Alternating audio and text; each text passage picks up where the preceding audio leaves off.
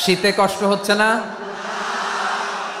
মাশাআল্লাহ। 3 দিন ব্যাপী তাফসিরুল কোরআনের প্রোগ্রামের সমাপনী রজনী আজকে। আমি খুব লম্বা সময় নিব না, এটা তো আমার বিভাগীয় প্রোগ্রাম। খুলনা বিভাগের প্রোগ্রাম পেয়ে গেছে যশোর। মাশাআল্লাহ, 9টা প্যান্ডেল আছে, এখানে ধাক্কাধাক্কির কোনো মানি হয় না। তোমরা ধাক্কাধাক্কি করবা, এই জন্য প্যান্ডেল করা হয় নাই 9টা। বসো, কোনো কথা নাই। অনেক আলোচনা হয়েছে 3 দিন ব্যাপী। দেশ বরেণ্য প্রথিতযশা ওলামায়ে হযরতের মুখে আপনারা অসংখ্য কথা শুনেছেন। আমলের জন্য এগুলোই যথেষ্ট, নতুন করে আমার বলার কিছুর দরকার নাই। নতুন করে উপস্থাপনের মতো বলার মতো আমার কাছে কিছু নাইও। যা বলার 1500 বছর আগে আল্লাহ তাআলা উম্মাকে বলে দিয়েছেন, ঠিক কিনা? এমন কিতাব দান করেছে যে কিতাবে ভুল নাই, যতই পড়ি ততই শেখা যায়। বিয়ন্ডলেস, বাউন্ডলেস, বটমলেস, কুল কিনারা নাই, কুল কিনারাবিহীন সাগর। পড়েন সুবহানাল্লাহ। আসুন এখানে আসার বসার এই প্রোগ্রামে অংশগ্রহণ করার উদ্দেশ্যকে, নিয়তকে আমরা খালেস করে নেই। আজকে আমরা যা শুনবো শিখবো আমলের নিয়তে শুনবো, ঠিক কিনা বলেন? শেষ পর্যন্ত নীরবতা বজায় রাখবো। আমি উঠবো, আপনারা উঠবেন। এর আগে ওঠা যাবে না। স্কেডিউলে একটু চেঞ্জ এসেছে, এশার সালাত হয়নি। আমার আলোচনার পরপরই আজান হবে। এশার সালাতে আমরা জামাতে অংশগ্রহণ করে একসাথে বিদায় নেব ইনশাল্লাহ। বলেন, যে টপিকটি নিয়ে আমি আপনাদের সামনে আজকে কথা বলতে চাই, টপিকটি অনেক গুরুত্বপূর্ণ। টপিকটি হচ্ছে হিউম্যান রিসোর্স ডেভেলপমেন্ট, মানব সম্পদ উন্নয়ন। কারণ আল্লাহ তাআলা আমাদের যা দেখ আর না দেখ এটা দিছে। মানুষ আর মানুষ, 18 কোটি মানুষ, ঠিক কিনা? এই 18 কোটির জনসংখ্যার দেশে বসবাস করে আমরা খুশি না বেজার? খুশি হইতে হবে, বেজার হইেন না। জাপানের খবর জানেন? তাদের গ্রোথ রেট নিচের দিকে, উল্টো। জনসংখ্যা নাই, বাচ্চা নিলে, সন্তান নিলে গভর্নমেন্ট তাদের টাকা দেয়। আমাদেরকে আল্লাহ তাআলা দয়া করে মায়া করে এই সম্পদটা দিয়েছেন। এই মানব সম্পদকে যেন আমরা কাজে লাগাই ইনশাআল্লাহ। পড়েন সবাই। হিউম্যান রিসোর্স ডেভেলপমেন্ট অনেক জনগুরুত্বপূর্ণ বিষয়, খুব সেন্সিটিভ বিষয়। বুঝতে হবে যশোরের স্মার্ট ছেলেরা, এই যে আমি যাদেরকে দেখতে পাচ্ছি, all are the Gen Z of Jessore. যারা জেন জি, ওরা স্মার্ট, ওরা ইশারা ইঙ্গিতে কাজ করে। এই যে পুরো গদি উল্টায় দিছে, ঠিক কিনা? 24-এর ছাত্র নাগরিক অভ্যুত্থান আমাদের দেখিয়ে দিচ্ছে কিভাবে চোখের ইশারায় গদি উল্টে দিতে হয়। তো জেনজিদের নিয়ে বসেছি, ওরা তো স্মার্ট, ওরা ডিস্টার্ব করবে না। মেহরবানি করে আমার সাথে কানেক্ট করো, 1 to 1, brain to brain, eye to eye, eye contact করো আমার সাথে। তাকাও, কষ্ট হলো আমার দিকে তাকাও, আওয়াজ করা যাবে না, আমার দিকে তাকাও। প্রিয় ভাইয়েরা, হিউম্যান রিসোর্স ডেভেলপমেন্টের ব্যাপারে কিছু কথা বলবো। এই যে আমাদের বিশাল জনসংখ্যা, এই জনসংখ্যাকে কি করে জনসম্পদে রূপান্তরিত করা যায় এ ব্যাপারে কথা বলবো। আমি সূরাতু বনী ইসরাইলের 70 নম্বর আয়াত তেলাওয়াত করেছি। এই আয়াতের আলোকে কিছু কথা আমি আপনাদের সামনে বলবো। আল্লাহ তাআলা ইরশাদ করছেন, ওয়ালাকাদ কাররামনা বনী আদম ওয়া হামালনাহুম ফিল বাররি ওয়াল বাহরি ওয়া রাযাকনাহুম মিনাত তাইয়্যিবাত ওয়া ফাদ্দালনাহুম আলা কাসীরিম মিম্মান খালাকনা তাফদীলা। পড়েন আল্লাহু আকবার। রব্বুল আলামিন বলেন, ওয়ালাকাদ কাররামনা বনী আদম, আমি বনী আদমকে সম্মানিত করেছি, বনী আদমকে মর্যাদা দিয়েছি। ওয়া হামালনাহুম ফিল বাররি ওয়াল বাহর, বনী আদমকে জলে স্থলে, স্থলে এবং সমুদ্রে চলাচলের বাহন দিয়েছি। ওয়া রাযাকনাহুম মিনাত তাইয়্যিবাত, তাদেরকে পবিত্র রিজিকের বন্দোবস্ত করেছি। ওয়া ফাদ্দালনাহুম আলা কাসীরিম মিম্মান খালাকনা তাফদীলা, আর আমি আল্লাহ যাদেরকে সৃষ্টি করেছি তাদের মধ্য থেকে বনী আদমকে আমি শ্রেষ্ঠ বানিয়েছি। আমরা শ্রেষ্ঠ, আমরা আশরাফুল মাখলুকাত। আমরা কি? এই যে এমনি চিল্লাচিল্লি করে, জিজ্ঞাসা করলে বলে না। আমরা আশরাফুল মাখলুকাত। আমরা কি? শ্রেষ্ঠ, সবার চেয়ে সেরা। আমাদের মতো করে আল্লাহ কাউকে বানায় নাই। 2 পায়ে ভর করে, শির দ্বারা এরকম স্ট্যান্ড রেখে মাথা উঁচু করে দাঁড়াতে পারে এরকম কোন প্রাণী পৃথিবীতে আছে? এজন্য আল্লাহ বলেন, ওয়ালাকাদ কাররামনা বনী আদম, আমি বনি আদমকে সম্মানিত করেছি, তাদেরকে আমি মর্যাদা দিয়েছি, তাদেরকে আমি যত মর্যাদা দিয়েছি আমার কোন সৃষ্টিকে এত মর্যাদা দেই নাই। পড়েন সুবহানাল্লাহ। I have dignified the status of the sons of Adam. আদমের সব সন্তানের মর্যাদা আমি বাড়িয়েছি। আল্লাহ এখানে বলেননি ওয়ালাকাদ কাররামনাল মুমিনিন, আমি মুমিনের মর্যাদা বাড়িয়েছি, বলেছেন? আল্লাহ এখানে বলেন নাই ওয়ালাকাদ কাররামনাল মুসলিমিন, আমি মুসলিমের মর্যাদা বাড়িয়েছি।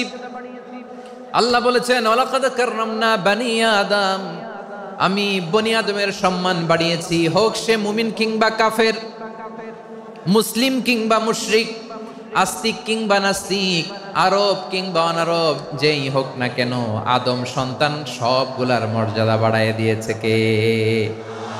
সবার মর্যাদা আল্লাহ বাড়িয়েছে। মানুষ হিসেবে মর্যাদা। বিশ্বনবী সাল্লাল্লাহু আলাইহি ওয়াসাল্লাম ইহুদির লাশ দেখে দাঁড়িয়ে গেলেন। কার লাশ? আমার যশোরের ভাইয়েরা আওয়াজ করে বলুন, কার লাশ?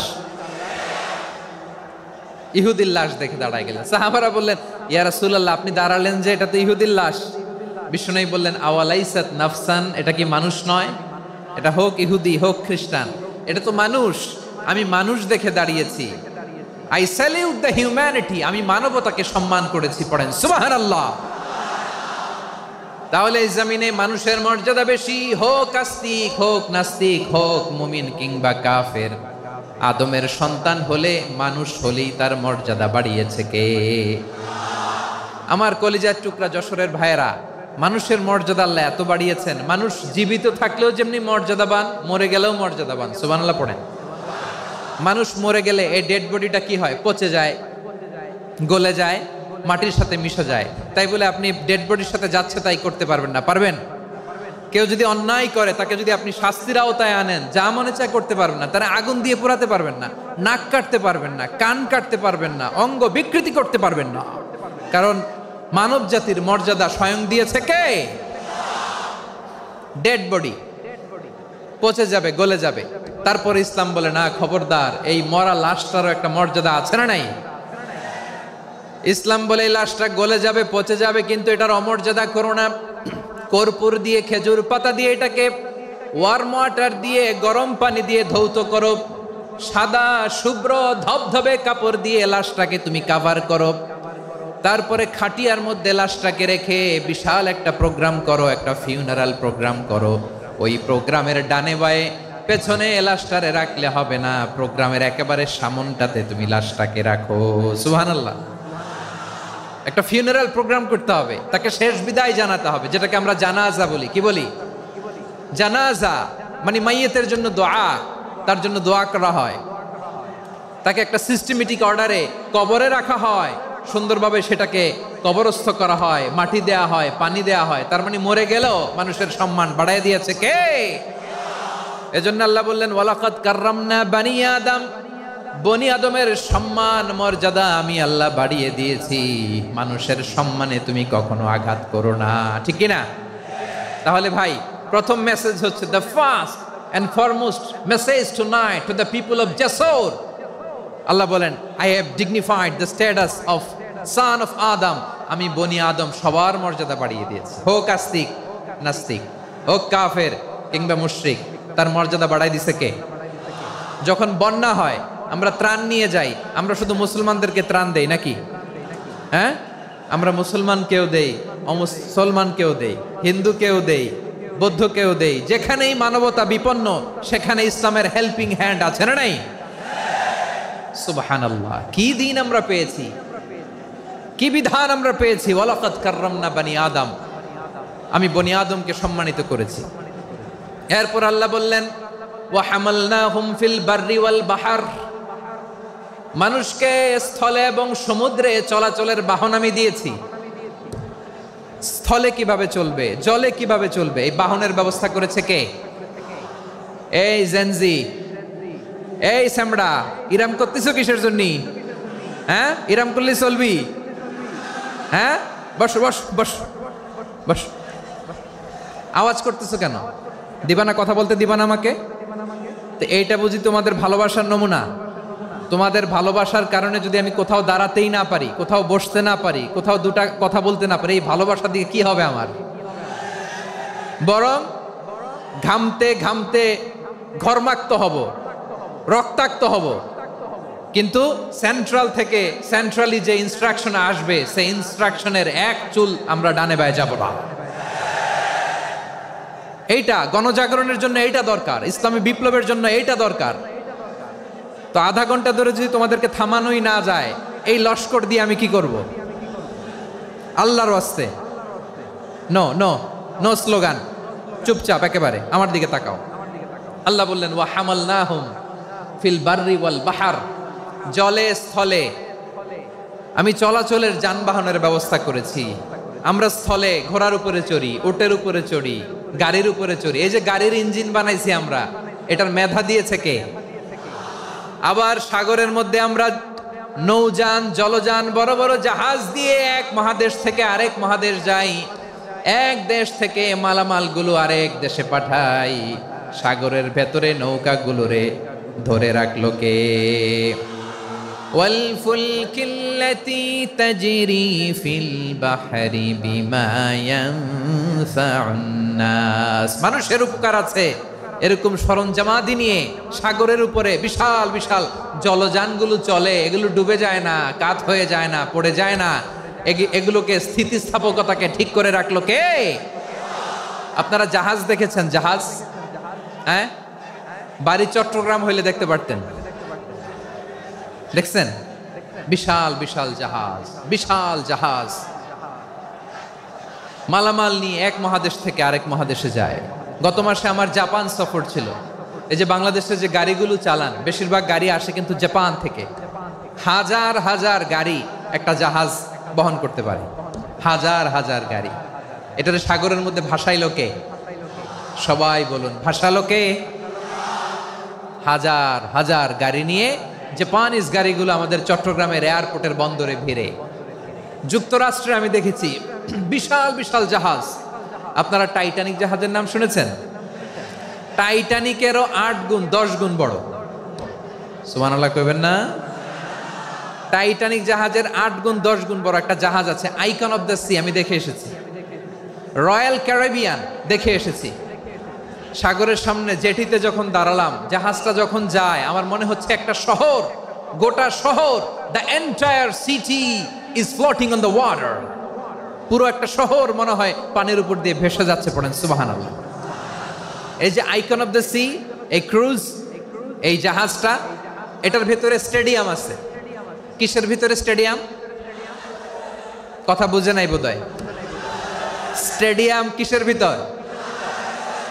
সুইমিং পুল আছে, শপিং মল আছে, রেস্টুরেন্ট আছে, ক্লাব আছে, 3000 4000 রুম বিশিষ্ট, কক্ষ বিশিষ্ট হোটেল আছে।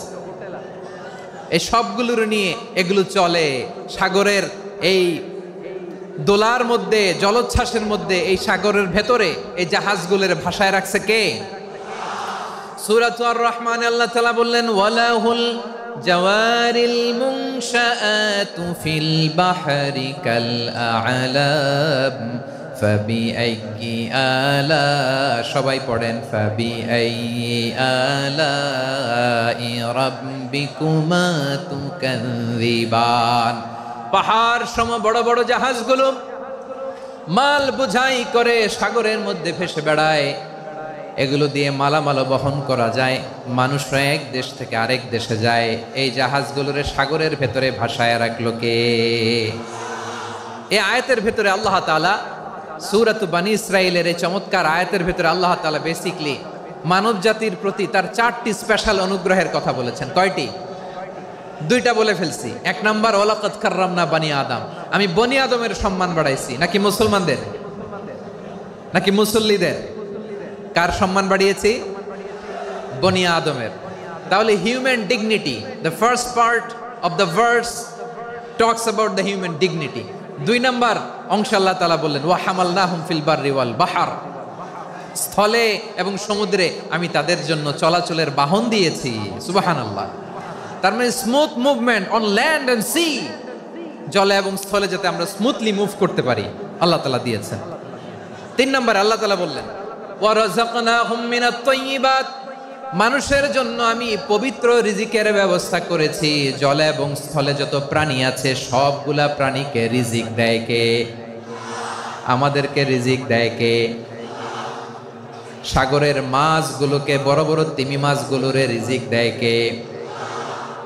বাতাসের মধ্যে ভেসে বেড়ানো বড় বড় পাখিগুলো, স্ক্যান্ডিনেভিয়ান কান্ট্রি থেকে লক্ষ লক্ষ কোটি কোটি পাখিগুলো যে এক দেশ থেকে আরেক দেশে ট্রান্সফার হয়, এগুলোর রিজিক দেয় কে?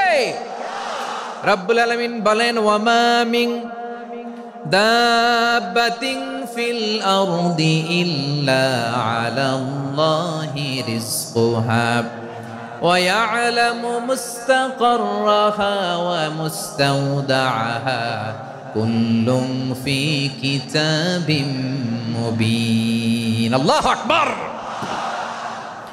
রব্বুল আলামিন বলেন, ভূপৃষ্ঠে বিচরণশীল যত প্রাণী আছে সব প্রাণীগুলোকে আমি আল্লাহ আমার নিজের কুদরতে রিজিকের বন্দোবস্ত করি। এই প্রাণীগুলো কোথায় থাকে, কোথায় যায়, সব জায়গায় আমি রিজিক পৌঁছে দেই। রিজিক কেউ দিতে পারে না, রিজিকের মালিক কে? রিজিকের মালিক তিনি আল্লাহ। এজন্য আল্লাহ তাআলা বললেন, ওয়ারাযাকনাহুম মিনাত তাইয়্যিবাত। এরপর আল্লাহ বললেন, ওয়াফাদ্দালনাহুম আলা কাসীরিম মিম্মান খালাকনা তাফদীলা। আমি যত প্রাণী সৃষ্টি করেছি সকল প্রাণীর মধ্যে মানুষের মর্যাদা, শ্রেষ্ঠত্ব আমি দিয়েছি। সুবহানাল্লাহ পড়েন। তাহলে এক নম্বরে আল্লাহ বললেন, আমি বনি আদমের মর্যাদা বাড়ালাম। এরপরে বললেন, স্থলে এবং সমুদ্রে চলাচলের জন্য যানবাহন দিলাম। 3 নম্বরে আল্লাহ বললেন, পবিত্র রিজিকের ব্যবস্থা করে দিলাম। এরপরে আল্লাহ বললেন, যত প্রাণী আছে, সৃষ্টি আছে, সবগুলার উপরে আমি মানুষকে শ্রেষ্ঠত্ব দিলাম। সুবহানাল্লাহ। তাহলে সবচেয়ে বেশি শ্রেষ্ঠত্ব মানুষের। কার? মানুষের। শুধু তাই নয় প্রিয় ভাইরা, আকাশ এবং জমিনে যা কিছু আছে সবকিছু মানুষের জন্য, মানুষের কল্যাণে, মানুষের প্রয়োজনে, মানুষের বশীভূত করে সৃষ্টি করেছেন কে? রব্বুল আলামিন বলেন, হুয়াল্লাযী খালাকা লাকুম মা ফিল আরদি জামিআ। এই জমিনের মধ্যে যা কিছু আমি আল্লাহ সৃষ্টি করেছি সব কিছু আমি মানুষের জন্য সৃষ্টি করেছি। পড়েন সুবহানাল্লাহ। হুয়াল্লাযী খালাকা লাকুম মা ফিল আরদি জামিআ। যা আছে সব আমাদের জন্য, সব আমাদেরকে সার্ভিস দেওয়ার জন্য, আমাদের উপকারের জন্য, আমাদের কল্যাণের জন্য। আওয়াজ করে সবাই পড়ুন আল্লাহু আকবার। অন্য আয়াতে আল্লাহ বললেন, ওয়াসাখখারা লাকুম মা ফিস সামাওয়াতি ওয়া মা ফিল আরদি জামিআম মিন ইন্না ফি যালিকা লাআয়াতিন লিকাউমি ইয়াতাফাক্কারুন। প্রথম আয়াতে আল্লাহ বললেন, জমিনে যা আছে সব তোমাদের কল্যাণে আমি সৃষ্টি করলাম। এরপরে আল্লাহ বললেন, আকাশেও যা আছে সব তোমাদের জন্য সৃষ্টি করলাম, তোমাদের অনুগত বানায় দিলাম। পড়েন সুবহানাল্লাহ। মানুষের কি ব্রেইন দেখেন! মানুষ জমিন ছেড়ে আকাশে চলে যায়। পাখি দেখে মানুষের শখ হলো, পাখি যেহেতু উঠতে পারে আমরাও পারবো। অরবিল রাইট, উইলবার রাইট, 2 ভাই মিলে আঁকাঝোঁকা করতে করতে করতে করতে প্লেন বানায় ফেললো। কোন সুবহানাল্লাহ। এখন পাখিও ওরে, আমরাও ওরি। এরপরেই মানুষের কৌতূহল থামে না এখানে। মানুষ চলে গিয়েছে চাঁদে। কোথায় গেছে? এখন কিন্তু চাঁদে জমি বিক্রি হয়, জানেন? পৃথিবী নিয়ে মারামারি শেষ। রাশিয়া আমেরিকা এখন ধরছে চাঁদ আর মঙ্গল গ্রহ। এখন চাঁদে জমি বিক্রি হয়, মঙ্গলে জমি বিক্রি হয়। এই চাঁদ, মঙ্গল, বৃহস্পতি, শনি সব আল্লাহ তাআলা আমাদের জন্য বানিয়েছেন। সুবহানাল্লাহ পড়েন। মানুষ সাগরের উপরে চড়ে, শূন্যে ভেসে বেড়ায়, পাহাড় কেটে সুড়ঙ্গ বানায়, টানেল বানায়। মানুষ ব্রডব্যান্ডের লাইন নিয়ে যায় সাগরের ভেতর দিয়ে, এক দেশ থেকে আরেক দেশে, এক মহাদেশ থেকে আরেক মহাদেশে। সুবহানাল্লাহ পড়েন। তার মানে গোটা বিশ্বের সব কিছুর উপরে control, superiority over all creatures, সব কিছুর উপর কন্ট্রোল, মনিটরিং, নিয়ন্ত্রণ, এটা প্রতিষ্ঠা করে দিয়েছে কে? এজন্যই মানুষের শ্রেষ্ঠত্ব। ওয়ালাকাদ কাররামনা বানি আদম।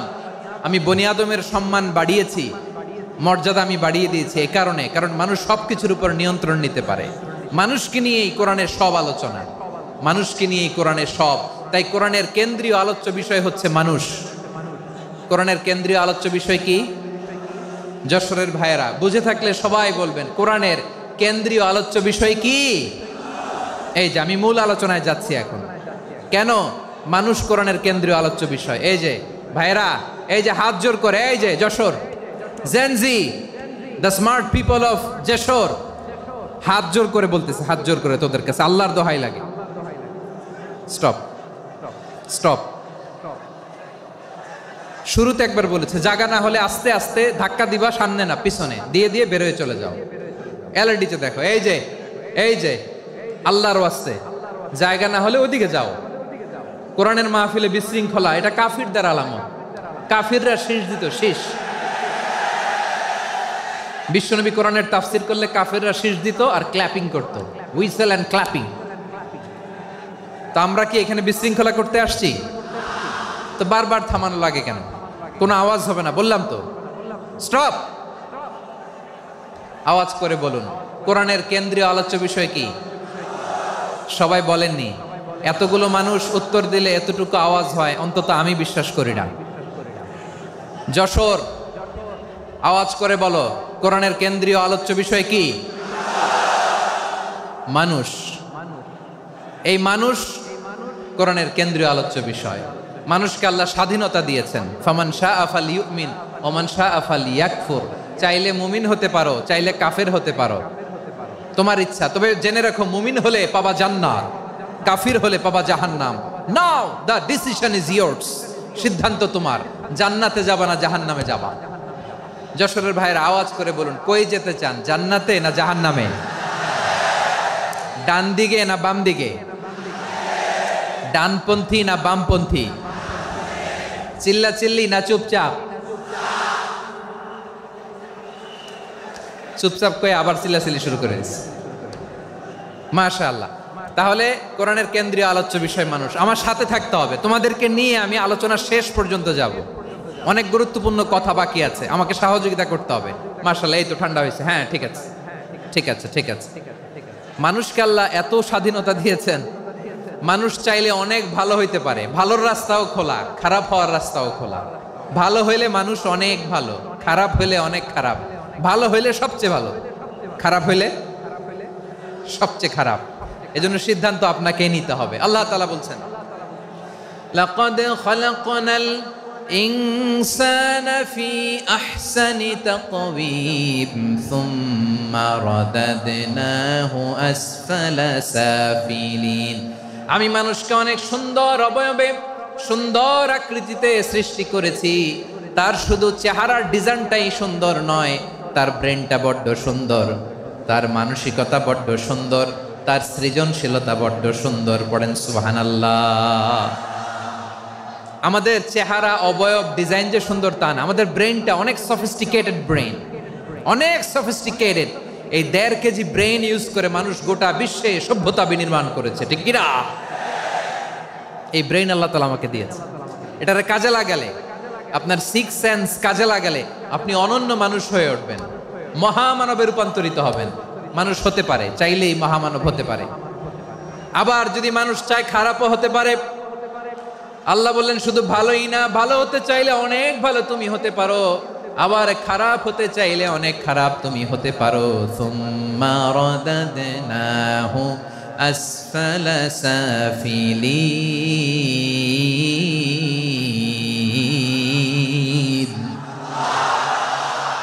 খারাপ হলে একেবারে খারাপ হতে পারো, নিকৃষ্ট হলে একেবারে নিকৃষ্ট হতে পারো, ভালো হলেও ভালো হতে পারো। কোন সুবহানাল্লাহ। এবার আওয়াজ করে বলুন, ভালো হতে চাই না খারাপ?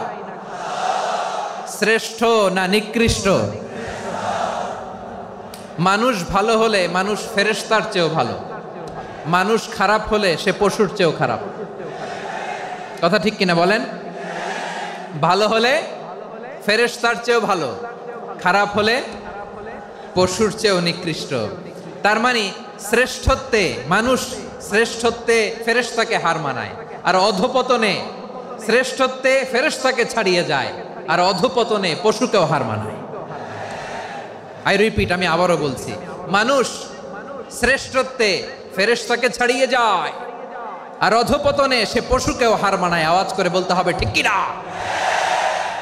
এটার প্রমাণ কি? মানুষ শ্রেষ্ঠ হইলে যে ফেরেশতার চেয়েও সেরা, তার প্রমাণ কি? আল্লাহ তাআলা বলছেন, ওয়া ইয কুলনা লিল মালাইকাতি ইসজুদু লি আদম ফাসাজাদু ইল্লা ইবলিস আবা ওয়াস্তাকবারা ওয়া কানা মিনাল কাফিরিন। আল্লাহ বলেন, স্মরণ করো সে সময়ের কথা যখন আমি ফেরেশতাদেরকে বললাম, ও ফেরেশতারা আদমকে সেজদা দাও। সব ফেরেশতারা সম্মান সূচক সেজদা আদমকে দিল। তারা আদমের জন্য সেজদায় লুটিয়ে পড়লো, একজন ছাড়া, তার নাম ইবলিস। আওয়াজ করে বলেন, তার নাম কি? সে অহংকার প্রদর্শন করলো, সে কাফের হয়ে গেল। বাকি সব ফেরেশতারা সেজদা দিল। সুবহানাল্লাহ। আবার আদম আলাইহিস সালামকে আল্লাহ জিজ্ঞেস করলেন, সব বলে দিল উত্তর, কিন্তু ফেরেশতাদেরকে একই প্রশ্ন জিজ্ঞেস করলেন, তারা উত্তর করতে পারে নাই। তার মানে এর মধ্য দিয়ে প্রমাণিত হয়, মানুষ ভালো হলে ফেরেশতার চেয়েও ভালো, ফেরেশতার চেয়েও মানুষের মর্যাদা বাড়িয়ে দিয়েছে কে? সব নূরের ফেরেশতা যখন মাটির আদমকে সেজদা দেয়, এটা প্রমাণ করে ফেরেশতার চেয়েও মানুষের মর্যাদা বাড়িয়ে দিয়েছে কে? তুমি মাটির আদমকে প্রথম সৃষ্টি করিয়া ঘোষণা করিয়া দিলে শ্রেষ্ঠ বলিয়া, তাই তো নূরের ফেরেশতা করে আদমকে সেজদা। ঠিক কিনা বলেন?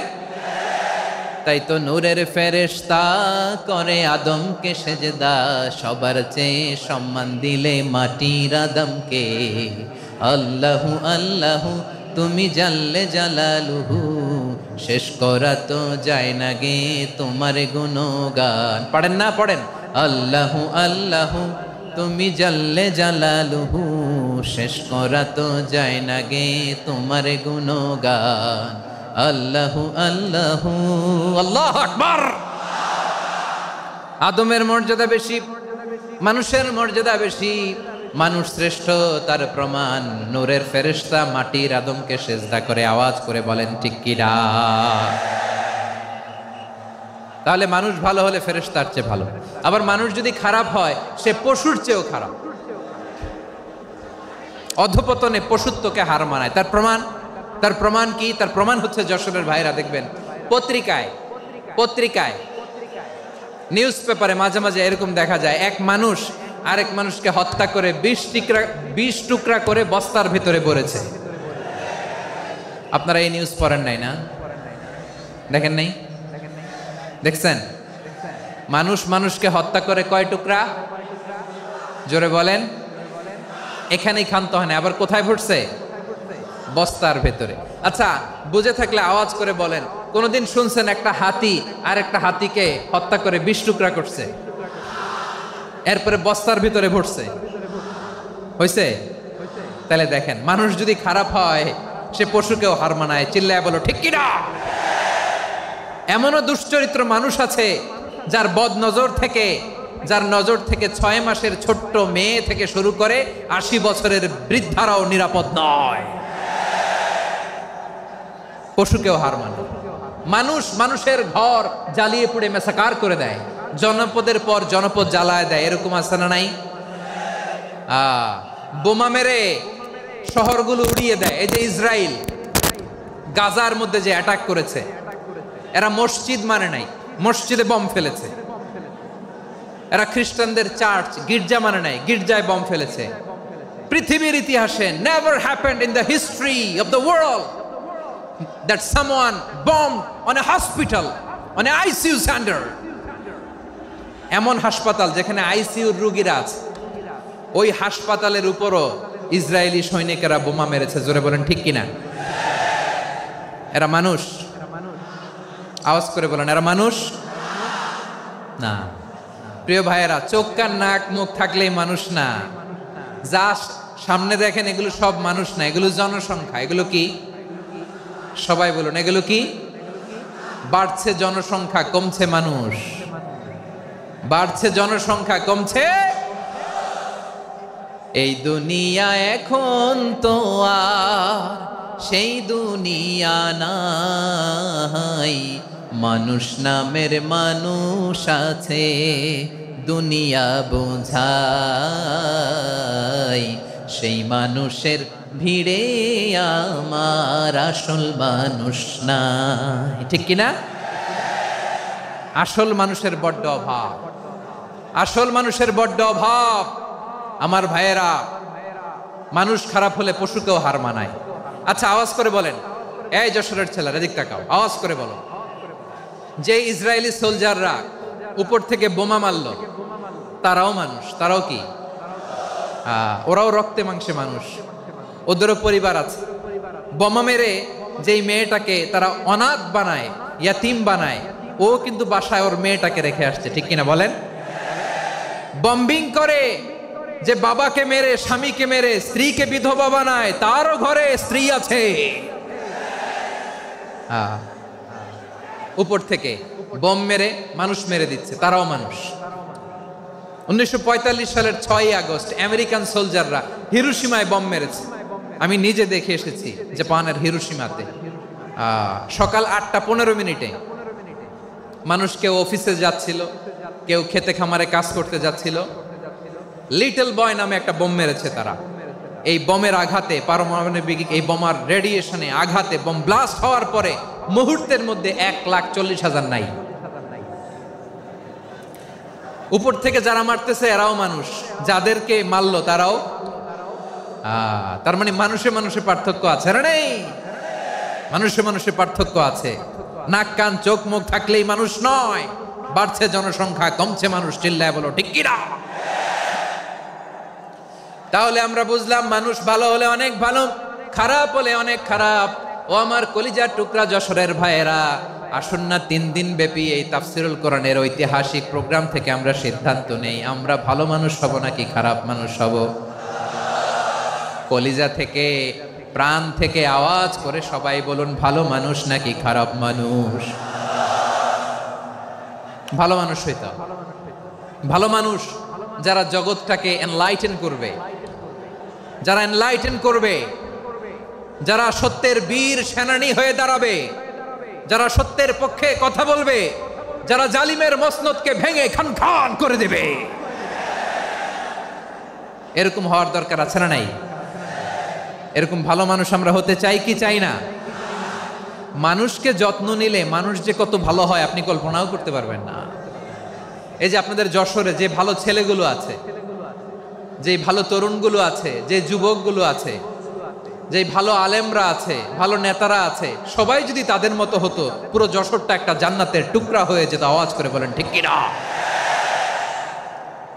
মানুষকে নার্চারিং করলে, মানুষকে পলিশ করলে, মানুষকে গ্রুমিং করলে, মানুষকে সঠিক তারবিয়া দিলে মানুষ অনন্য হয়ে ওঠে। প্রতিটি মানুষ অনন্য। আমি অনন্য, আপনি অনন্য, আমরা সবাই অনন্য। সুবহানাল্লাহ বলেন। মানুষকে আল্লাহ তাআলা দিয়েছেন অসীম ক্ষমতা, অসীম ক্ষমতা। সুবহানাল্লাহ। একটা মানুষ পারে না এমন কিছু নাই, একটা মানুষ পারে না এমন কিছু নাই। বিশ্বাস করতে হবে, মানুষ যা কল্পনা করতে পারে ওইটা মানুষ করে দেখাতে পারে। যশোরের ভাইয়ের, আই রিপিট, আমি আবারও বলছি, এই চিল্লাচিল্লি করলে আমার এই গুরুত্বপূর্ণ কথা তোমরা মিস করবা। আমরা যখন আমার পিতার পৃষ্ঠদেশে ছিলাম, পিতার পৃষ্ঠদেশ থেকে শুক্রাণু যখন মায়ের গর্ভদেশে যেয়ে পড়ে, কতটা শুক্রাণু ভ্রমণ শুরু করে জানো? 20 কোটি শুক্রাণু। একবার সিমেন আউট হলে সেখানে 20 কোটি শুক্রাণু থাকে, ভ্রমণ শুরু করে। ওই 20 কোটি শুক্রাণুর মধ্যে থেকে তুমি আমি আজকে এক বিকশিত শুক্রাণু মানব রূপে পৃথিবীতে এসেছি। সুবহানাল্লাহ। ওই 20 কোটি শুক্রাণুর প্রতিযোগিতায় সবাইরে পেছনে ফেলে সেদিন আমি সফল হয়েছিলাম, সেদিন আমি বিজয়ী হয়েছিলাম। সেদিন আমি এত ছোট ছিলাম, মাইক্রোস্কোপ দিয়েও আমার অস্তিত্ব টের পাওয়া যায় না। আমি এত তুচ্ছ ছিলাম, নগণ্য ছিলাম। আমার কান ছিল না, আমার চোখ ছিল না, আমার হাত ছিল না, আমার জন্য রিকমেন্ডেশন করার মতো মামু ছিল না, খালা ছিল না, কেউ ছিল না। তারপরেও ওই প্রতিযোগিতায়, ওই কম্পিটিশনে যখন আমারে কেউ হারাতে পারে নাই, আল্লাহর জমিনেও আমারে কেউ হারাতে পারে না। হারার জন্য তোমার জন্মই হয় নাই, তুমি আসছই জিতার জন্য। সুবহানাল্লাহ। বিশ্বনবী বলেন, আন্নাসু মাআদিন কামাআদিনি যাহাবি ওয়াল ফিদ্দা খিয়ারুহুম ফিল জাহিলিয়াতি খিয়ারুহুম ফিল ইসলাম। Peoples are like mines of gold and silver. সোনার খনি, রূপার খনি, এর চেয়েও বড় খনি হচ্ছে এই মানব সম্পদের খনি। আওয়াজ করে বলেন আল্লাহু আকবার। আল্লাহ তাআলা এই সম্পদ আমাদেরকে দিছে। বিশ্বনবী বলেন মানুষ হচ্ছে খনির মতো, খিয়ারুহুম ফিল জাহিলিয়াতি খিয়ারুহুম ফিল ইসলাম, জাহিলি যুগে যারা সেরা ইসলামেও তারা সেরা। ইদা ফাকুহু, যদি তারা বুঝবান হয় তাহলে তাদেরকে সেরা বানায় দিবে কে? তাহলে মানুষের চেয়ে সেরা কেউ হতে পারে? মানুষের চেয়ে অনন্য কেউ হতে পারে? মানুষকে কেউ হারাতে পারে? আওয়াজ করে বলো, তোমাকে কেউ হারাতে পারবে? এই সাহস জাগছে আজকের আলোচনা থেকে। আমি তুমি অনন্য, আমাকে তোমাকে হারায় দেওয়া এত সহজ না, ঠিক কিনা? একটা কথা জীবনের সাথে সেট করে নিতে হবে, আমি জিতি নয় শিখি, আমি কখনো হারি না। জীবনের সাথে সেট করে নাও, জেনজি অফ জেসর, আমি কখনো হারি না, আমি হয় জিতি নয় শিখি। চিল্লায় বলো ঠিক কিনা? আমি কখনো হারি না, আমার হারানো এত সোজা না। কি সাহস জাগছে? বুকে সাহস জাগছে? তাকবীর পড়ো, লিল্লাহে তাকবীর। তাহলে বিশ্বনবী বললেন নাসু মাআদিন, মানুষ হচ্ছে খনি। এই ধাক্কা ধাক্কি আমি জানি এগুলো ভালোবাসার ধাক্কা ধাক্কি, এজন্য আমি সহ্য করে নেই। এগুলো যে ভালোবাসার ধাক্কা ধাক্কি এটা আমরা বুঝি। পৃথিবীর কোন আইন, সিকিউরিটি প্রটোকল দিয়ে এটারে মানানো যাবে না, কারণ এটা তো ভালোবাসা, লাভ। লাভ কোনো আইন কানুন দিয়ে বাধা যায় না, মানানো যায় না, ঠিক কিনা বলো?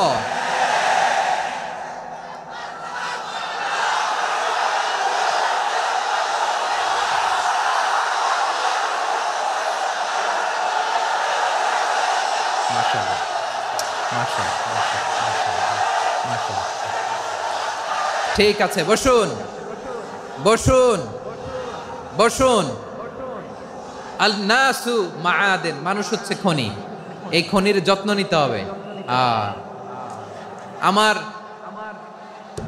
মা বাবা যারা এসেছেন, আপনার ছেলে মেয়ের যত্ন নেন। আপনার ছেলের মধ্যে যে কি পটেনশিয়াল আপনি জানেন না। আপনার এই ছোট্ট অবুজ ছেলেটাই আগামী দিনের শায়েখ আহমদুল্লাহ হবে। আপনার হেফজখানায় পড়া ওই ছোট্ট ছেলেটাই আগামী দিনের আল্লামা মামুনুল হক হবে। আপনার ওই ছেলেটা আমির হামজা হবে, আব্দুল হাই সাইফুল্লাহ হবে। এভাবে বড় বড় আলেম হবে, তারা যুগশ্রেষ্ঠ আলেম হবে। সেই একদিন এই বাংলাদেশের পার্লামেন্টে যে বক্তব্য দিয়ে যশোরের পক্ষে কথা বলবে। আপনি জানেন না, কাউকে ছোট করবেন না, আপনি ওর কনফিডেন্স আপনি কমাবেন না, আপনি কমাতে পারেন না। প্যান্ডেলে আমার যে মা বোনেরা আছেন, ছেলে মেয়েদেরকে কখনো ছোট করে কথা বলবেন না। ও যে কোথায় যাবে আপনি জানেন না, আপনি মা হয়ে তাকে সাহস দিবেন, তার কল্পনার জগৎটাকে সাজাতে তাকে উৎসাহিত করবেন, ঠিক কিনা বলেন? আর আমার প্যান্ডেলের আমার প্রিয় শ্রদ্ধাশীলা মায়েরা বোনেরা, আপনারা তো আরো দামি সম্পদ। বিশ্বনবী বলেন আর দুনিয়া কুল্লুহা মাতা। আল্লাহ আল্লাহ আল্লাহ, বিশ্বনবীর কথার ওজন দেখেন। আর দুনিয়া কুল্লুহা মাতা ওয়া খায়রু মাতা'আদ দুনিয়াল মারআতুস সালিহা। বিশ্বনবী বলেন দুনিয়ায় যা দেখো সব আল্লাহর দেওয়া অ্যাসেট, মানে সম্পদ। আর এত অ্যাসেটের ভিড়ে সবচেয়ে শ্রেষ্ঠ সম্পদ হচ্ছে নেককার নারী। সুবহানাল্লাহ। ভাইয়েরা বোনের সাথে খারাপ আচরণ করো না, সন্তান মায়ের সাথে খারাপ আচরণ করো না। আমাদের মায়েরা আমাদের asset, they are our priceless asset. কারণ এই মায়েদের পেটে এসেছে আল্লাহর ওলিরা, এই মায়েদের পেটে এসেছে খান জাহান আলী, এই মায়ের পেটে এসেছে শাহজালাল ইয়ামানি, এই মায়ের পেটে এসেছে আল্লাহর সব নবীরা। নাকি নবীরা আকাশ থেকে ধপ করে জমিনে নেমে আসছে? মায়ের পেটে আসছে। এই মায়ের পেটগুলো খনি। আমার সম্মানিতা মায়েরা বোনেরা, নিজেকে ইসলাম দিয়ে সাজান, নিজেকে ইসলাম দিয়ে সাজান, নিজেকে পবিত্র রাখুন, নিজের আব্রু ইমান ইজ্জতের হেফাজত করুন, কোরআন পড়ুন, সুন্নাহ পড়ুন। আপনি জানেন না আপনার গর্ভে কে আসছে, কোন ক্ষণজন্মা পুরুষকে আল্লাহ তাআলা আপনার গর্ভে পাঠাবে আপনি জানেন না। মায়েরা নিজেদেরকে পবিত্র রাখুন, ইসলাম চর্চা করুন, কোরআন চর্চা করুন, নৈতিকতা দিয়ে নিজেকে সাজান। যশোরের জেনজি, নিজেদেরকে প্রস্তুত রাখো আগামীর বাংলাদেশের জন্য। নৈতিকতা, মোরালিটি, ভ্যালিউজ দিয়ে নিজেকে সাজাও, ইসলাম দিয়ে নিজেকে সাজাও। কারণ আগামীর বাংলাদেশ ইসলামের বাংলাদেশ। বাংলাদেশের আসল পরিচয় ইসলাম। বাংলাদেশের আসল পরিচয় কি? সবাই বলে না। বাংলাদেশের আসল পরিচয় কি? এই ইসলাম নিয়ে আমরা সংসদ ভবন সাজাবো, রাজি আছি না নাই? শেকড় ভুলে যাওয়া যাবে না। আমরা ধাপে ধাপে শারিয়া আইনের দিকে যাব ইনশাআল্লাহ, কিন্তু জঙ্গিবাদ দিয়ে নয়, কট্টরপন্থা দিয়ে নয়। আমরা ইন্টেলেকচুয়ালি গ্রাজুয়ালি ধাপে ধাপে শারিয়া আইনের দিকে মুভ করব ইনশাআল্লাহ। বলো লিল্লাহি তাকবীর। এদেশের আসল পরিচয় সবাই বলে না, আওয়াজ করে এদেশের আসল পরিচয়। এদেশে আজান শুনে সূর্য ওঠে শহর গ্রামে, এদেশে আজান শুনে সূর্য ডুবে সন্ধ্যা নামে, এদেশে সকল কাজে সবাই বলে বিসমিল্লাহ, এদেশে ভালো কিছু দেখে শুনে হাসি মুখে সবাই বলে মাশা আল্লাহ, সুবহানাল্লাহ সুবহানাল্লাহ সুবহানাল্লাহ সুবহানাল্লাহ সুবহানাল্লাহ সুবহানাল্লাহ সুবহানাল্লাহ সুবহানাল্লাহ। ও নবীন তরুণ তোমার কিসের এত ভয়, জেনে রেখো বাংলাদেশের আসল পরিচয়। বাংলাদেশের আসল পরিচয় ইসলাম। আওয়াজ তুলে বলো আসল পরিচয় কি? এদেশে পরস্পরে দেখা হলে দেয় সালাম, এদেশে আমজনতার হৃদয় জুড়ে পাক্কা আলাম, ঠিক কি না? এদেশে বিপদ এলে সর্বজনে সর্বক্ষণে দোয়া পড়ে ইন্না লিল্লাহ সুবহানাল্লাহ সুবহানাল্লাহ সুবহানাল্লাহ সুবহানাল্লাহ।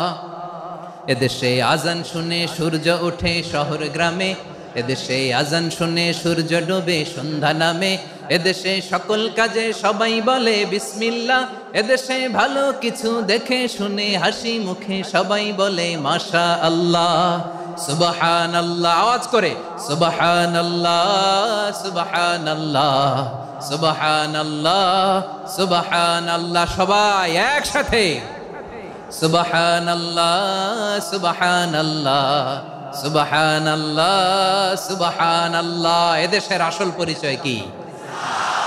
আওয়াজ করে বলতে ভয় লাগে। এদেশের আসল পরিচয় কি? ইসলাম দিয়ে আমাদের সংসদ ভবন চলুক, আমরা চাই কি চাই না? বঙ্গভবনে লা ইলাহা ইল্লাল্লাহর পতাকা উড়ুক, আমরা চাই কি চাই না? প্রতিটি জেলা অফিসে ডিসি অফিসে লা ইলাহার পতাকা ঝুলুক, আমরা চাই কি চাই না? কারা কারা চাই হাত তুলে আল্লাহরে দেখায়।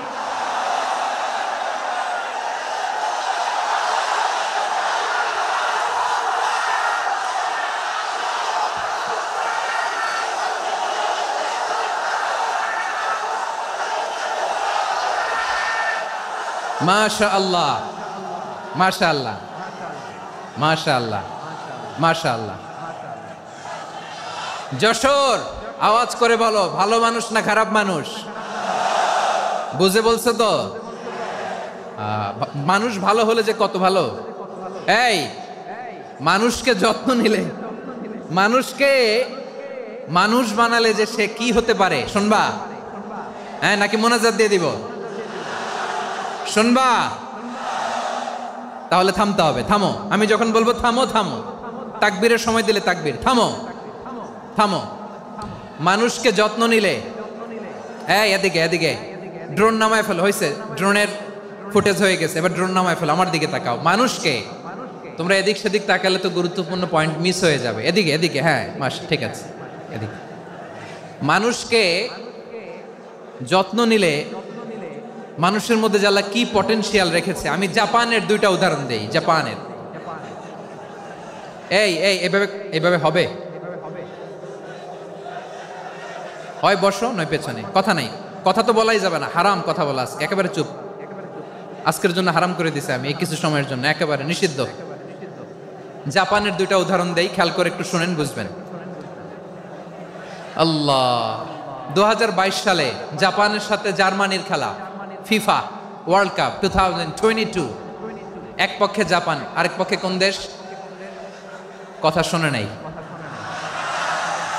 এক পক্ষে কোন দেশ, আরেক পক্ষে সবাই এক পক্ষে আরেক পক্ষে।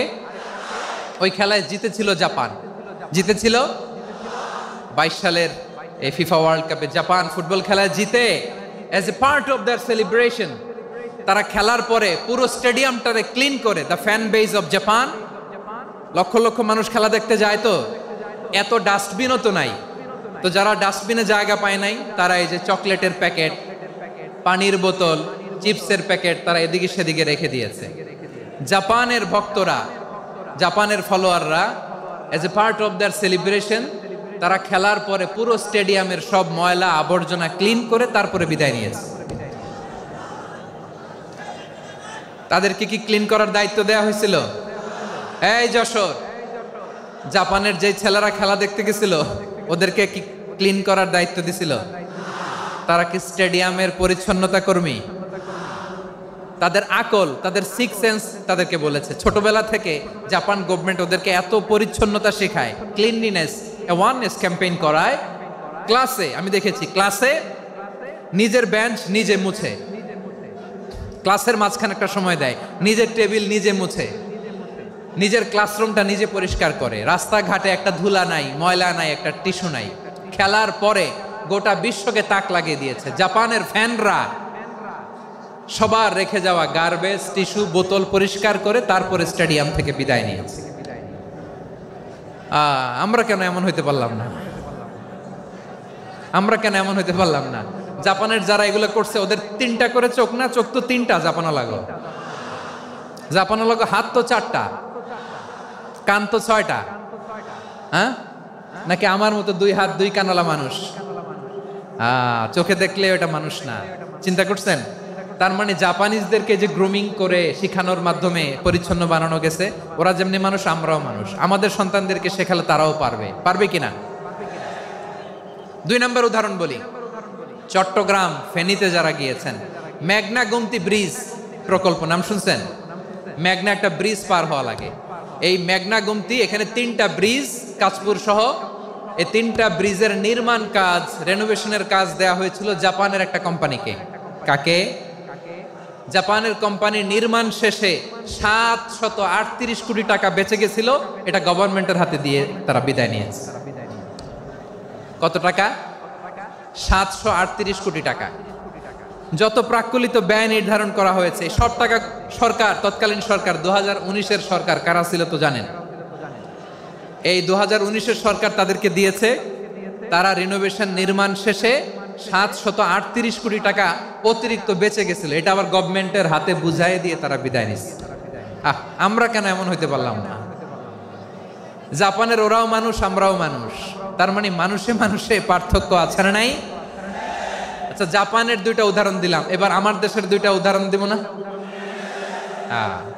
বাংলাদেশের 2টা উদাহরণ দেয়। 1 নম্বর উদাহরণ, গত সপ্তাহে আপনারা জানেন কক্সবাজার আমার একটা প্রোগ্রাম ছিল, তো হেলিকপ্টারে গিয়েছিলাম। ফেনী জেলা যখন পার হচ্ছি আমি দেখলাম 3টা উইন্ডমিল চিনেন তো? বিশাল পিলার, 3টা-4টা পাখা থাকে। বায়ু বিদ্যুৎ কেন্দ্র, বাংলাদেশের প্রথম বায়ু বিদ্যুৎ কেন্দ্র এটা। মুহুরী প্রজেক্ট বলে এটা সম্ভবত, মুহুরী প্রজেক্ট। তো সাগরের বাতাসের ঝাপটায় এটা ঘুরে এনার্জি হয়, ইলেকট্রিসিটি উৎপাদন হয়। তো আমি পাইলটকে বললাম, ভাই এগুলো থেকে কেমন ইলেকট্রিসিটি উৎপাদন হয়? কয়, হুজুর একটুও হয় না, কিছুই হয় না। কিছুই হয় না মানে? বলে, হুজুর বাংলাদেশে যত উইন্ডমিল আছে এটার পাখা একটাও ঘুরে না। আল্লাহ, বলেন কি? তাহলে যে কোটি কোটি টাকা ব্যয় করে যে উইন্ডমিল, কয় হুজুর ভিতরে ফিটফাট, উপরে ফিটফাট, ভিতরে সদরঘাট। তার মানে কোটি কোটি টাকা দিয়ে এই উইন্ডমিল বানায়, এখানে কিছু নাই। দুর্নীতির আড্ডাখানা, আখড়াখানা বাংলাদেশ, ঠিক কিনা বলেন? হায় রে, জাপানিজরাও মানুষ, আমরাও মানুষ। আমার এক নিকটাত্মীয় সরকারি চাকরিজীবী, উনি আমাকে বললেন, বাংলাদেশের আরেকটা উদাহরণ দেই। উনি আমাকে বললেন যে প্রতি বছর আমাদের অফিসের ফার্নিচার চেঞ্জ করে। আমি বললাম, প্রতি বছর ফার্নিচার চেঞ্জ করে কেন? বলে যে ফার্নিচার নতুন পারচেজ করলেই তো ওইখানে টাকা, নতুন কিনতে পারলেই টাকা, নতুন উন্নয়নের সবক শোনাতে পারলেই টাকা। প্রথম আলোর রিপোর্ট, কি আলো? প্রথম আলোর রিপোর্ট, গত 15 বছরে উন্নয়নের নামে লুটপাট হয়েছে প্রায় 3.25 লাখ কোটি টাকা। কার রিপোর্ট? আমাদের বানানো কথা, প্রথম আলোর রিপোর্ট। গত 15 বছরে কারা ছিল জানেন তো? হ্যাঁ, শুধু ওনাদেরকেই দোষ দিয়ে লাভ নাই। স্বাধীনতার পর থেকে শুধু শাসকের হাত বদল হয়েছে, আমরা কিছু পাই নাই, ঠিক কিনা বলেন? শুধু ওনাদের দোষ দিয়ে কি লাভ? একদল খাইছে, আরেক দল খাওয়ার জন্য রেডি হয়ে আছে। আমরা এরকম চাই না। আমরা চাই স্বাধীন সার্বভৌম বাংলাদেশ, আমরা চাই দুর্নীতিমুক্ত বাংলাদেশ। আমি নিউজটা যে কতবার পড়লাম, এটা কি সম্ভব? 3.25 লাখ কোটি টাকা লুটপাট, মানে লুটপাট করতে করতে এদেশের জনগণকে ফুটপাতে বসায় দিচ্ছে। প্রিয় ভাইয়েরা, তাহলে জাপানের মানুষও মানুষ, আমরাও মানুষ। সিদ্ধান্ত আপনার, কোন মানুষ হবেন, ভালো মানুষ না খারাপ মানুষ? আজকের আলোচনার বিষয় হচ্ছে মানব সম্পদের উন্নয়ন, human resource development. It's a process to increase the capacity of knowledge, skill, capacity of the people of a country. একটা দেশের মানুষের জ্ঞান, তাদের দক্ষতা কি করে বাড়ানো যায়, বাড়িয়ে দেশের উন্নয়ন করানো যায়, এটাই হচ্ছে মানব সম্পদ উন্নয়নের মূল কথা। তাহলে মানব সম্পদ হচ্ছে একটা দেশের সবচাইতে শক্তিশালী পুঁজি। প্রাকৃতিক সম্পদ, খনিজ সম্পদের চেয়েও দামি হচ্ছে মানব সম্পদ। আমার প্রিয় যশোর, প্রাকৃতিক সম্পদ, খনিজ সম্পদের চেয়ে দামি সম্পদ কি সম্পদ? আল্লাহ তাআলা দয়া করে আমাদেরকে এই মানব সম্পদ দিয়েছেন। আসুন আমাদের এই মানুষগুলোকে আমরা সোনার মানুষ বানাই। রাজি আছেন তো সবাই? রাজি আছেন? মানুষ পারে না এমন কোনো কিছু নাই, চাইলে সব পারে। এজন্য মানুষকে তারবিয়া দিতে হবে, যথাযথভাবে তাদেরকে গড়তে হবে। আসুন আমরা সিরাতের আয়নায় বিশ্বনবীর জীবনী থেকে দেখি তিনি কিভাবে হিউম্যান রিসোর্সকে ম্যানেজ করতেন। যদি আপনাদের সময় হয়, দু একটা উদাহরণ দিয়ে আজকে আমি আমার আলোচনার বিদায় নিব। হবে সময় হবে কয়েক মিনিট? হ্যাঁ, শান্ত থাকবেন তো? শান্ত থাকবা? হ্যাঁ, ঠিক আছে। এই ধাক্কার মধ্যে ঢুকছে, এবার মজা বুঝতেছে তো? হ্যাঁ, মানা করছিলাম না? ঠিক আছে, টের পাও। হ্যাঁ, ঠিক আছে। যে আওয়াজ করবে আমি ওকে দেখতেছি, কে কে আওয়াজ করে দেখতেছি। শেষ কথা, শেষের দিকে চলে আসছি। বিষ্ণু ইসলাম কিভাবে হিউম্যান রিসোর্সকে ম্যানেজ করতেন, মজার কথা আছে কয়েকটা, বলে বিদায় নিব। বিশ্বনবী কিভাবে এই মানব সম্পদকে ম্যানেজ করতেন। বিশ্বনবী he was a very good talent hunter, চৌকস ট্যালেন্ট হান্টার ছিল। কার মধ্যে কি ট্যালেন্ট আছে দেখলেই বুঝে ফেলতেন। সুবহানাল্লাহ পড়বেন না? কি নবী আমরা পেয়েছি! He was a very good talent hunter. আমার নবী তিনি চৌকস ট্যালেন্ট হান্টার ছিলেন। কার মধ্যে কি প্রতিভা বের করতেন, ওই প্রতিভাকে ইসলামের কল্যাণে কাজে লাগাতেন। সুবহানাল্লাহ বলেন। যাকে যেই জায়গায় সেট করলে ভালো হবে তাকে ওই জায়গায় সেট করতেন। কয়েকজন সাহাবীর জীবনী শোনাই। আবু মাহজুরা রাদিয়াল্লাহু তাআলা আনহু, মক্কার মুয়াজ্জিন, আগে ছিল মুশরিক, পরে হয়েছে মুমিন। উনি কিভাবে মুমিন হইলেন এই ঘটনাটা একটু আপনাদের শোনাতে চাই। তা আপনাদের তো সময় নাই হাতে। হ্যাঁ, সময় আছে? এই জেনজি শেষ করে দিল আজকের প্রোগ্রামটা। 1 ঘন্টা ধাক্কা ধাক্কি করে কেমনে দাঁড়ায় আছে আমি বুঝলাম না।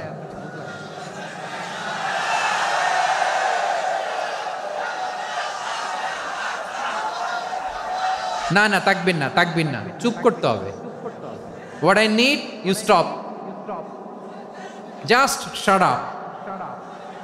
চুপ। হ্যাঁ, ঠিক আছে, এভাবে। আবু মাহজুরা রাদিয়াল্লাহু তাআলা আনহু কিভাবে মুসলিম হলেন আওয়াজ করে শুনেন। হুনাইনের যুদ্ধ, 8ম হিজরি।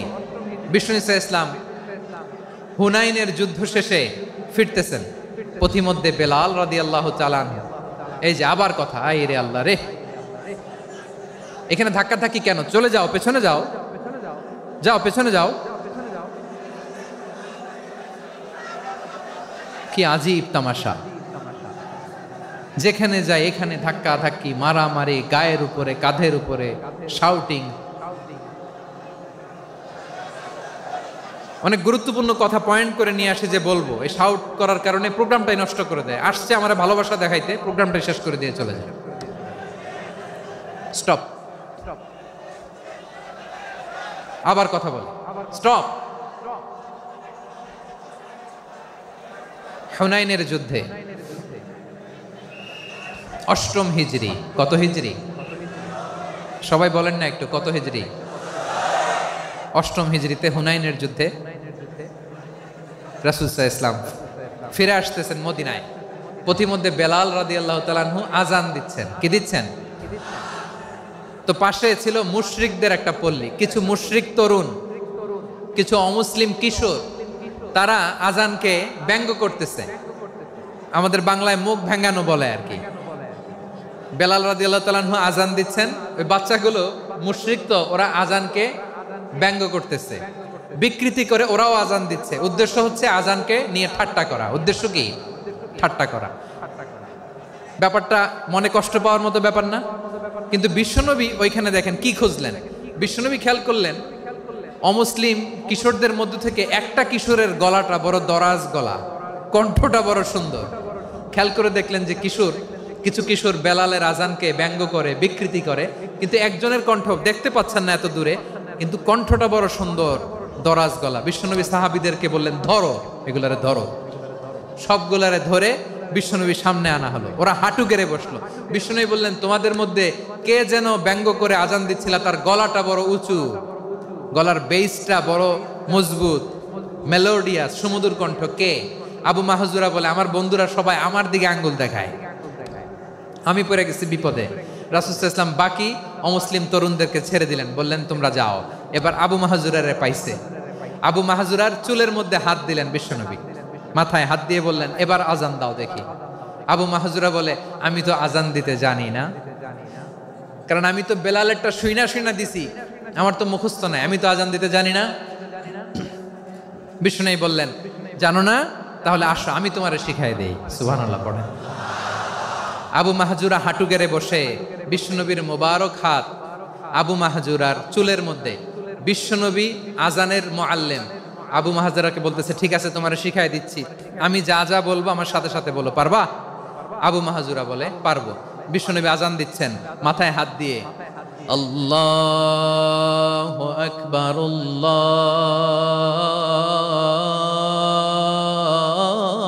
আল্লাহু আকবার।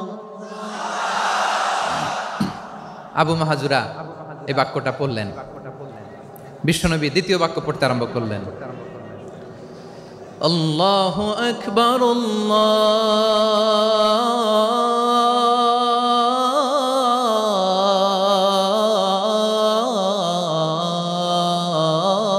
আল্লাহু আকবার।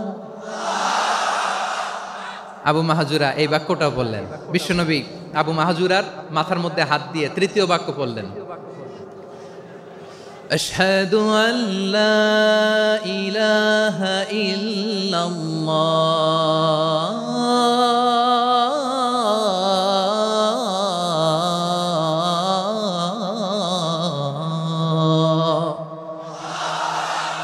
আবু মাহজুরা তৃতীয় বাক্য পড়লেন। বিশ্বনবী একটা বাক্য পরে আবু মাহজুরা পরে, বিশ্বনবী পরে আবু মাহজুরা পরে। আবু মাহজুরা কিন্তু অমুসলিম, মুশরিক। আবু মাহজুরা বলে, এক একটা বাক্য পড়ি আমার কলিজাটা গলে ঠান্ডা হয়ে যায়। এতদিন মোহাম্মদকে গালি দিতাম, এখন মোহাম্মদ আমার মাথায় যখন হাত রাখছে আমার সারা শরীর ঠান্ডা হয়ে গেছে। বিশ্বনবী আজান শিখাচ্ছেন, একটা একটা বাক্য পড়ে আবু মাহজুরাও পড়ে, বিশ্বনবী পড়ে আবু মাহজুরাও পড়ে। পুরো বাক্যগুলো যখন শেষ, আজান শেষ, আবু মাহজুরাও যখন পুরো আজান পড়লেন, আবু মাহজুরা বললেন, এতদিন মোহাম্মদের চেহারা দেখলে আমার ঘৃণা লাগতো, আজ থেকে মোহাম্মদের চেহারার চেয়ে প্রিয় চেহারা আমার কাছে নাই। আবু মাহজুরা বললেন, ও মুহাম্মদ, আজানের বাক্য তো আপনি আমারে শেখালেন, এখানেই শেষ করবেন না, আপনি আমারে পড়ায় দেন, লা ইলাহা ইল্লাল্লাহু মুহাম্মাদুর রাসূলুল্লাহ সাল্লাল্লাহু আলাইহি ওয়াসাল্লাম। বিশ্বনবীর সাথে দাঁড়িয়ে উনি শাহাদা পড়ে মুসলমান হয়ে গেলেন। এবার আবু মাহজুরা বলে, ইয়া রাসূলুল্লাহ, ইয়া হাবিবাল্লাহ, আমি মুমিন হয়েছি, মুসলমান হয়েছি, আপনার কাছ থেকে আজান শিখার সৌভাগ্য আমি লাভ করেছি গো নবী। আমার কণ্ঠের বড় তারিফ করেছেন আপনি, আমার আজানকে আপনি পছন্দ করেছেন। একটা জিনিস আপনার কাছে চাই, আপনি আমাকে মক্কার মসজিদুল হারামের মুয়াজ্জিন হিসেবে অ্যাপয়েন্ট করে দেয়। বিষ্ণু ঈসা ইসলাম বললেন, যাও আবু মাহজুরা, আমি তোমাকে পৃথিবীর শ্রেষ্ঠতম মসজিদ মক্কার মসজিদুল হারামের মুয়াজ্জিন হিসেবে অ্যাপয়েন্ট করে দিলাম। দেখছেন কিভাবে ট্যালেন্ট হান্টিং করতে হয়, কিভাবে হিউম্যান রিসোর্স মানব সম্পদকে ব্যবহার করতে হয়। আসছিল আজানকে ভেঙাইতে, আসছিল কেন? আজানকে ব্যঙ্গ করার জন্য, বিকৃত করার জন্য। আজানকে বিকৃত করতে যে ইসলামের সবচেয়ে শ্রেষ্ঠ মসজিদের মুয়াজ্জিন হয়ে গেল। পড়েন সুবহানাল্লাহ।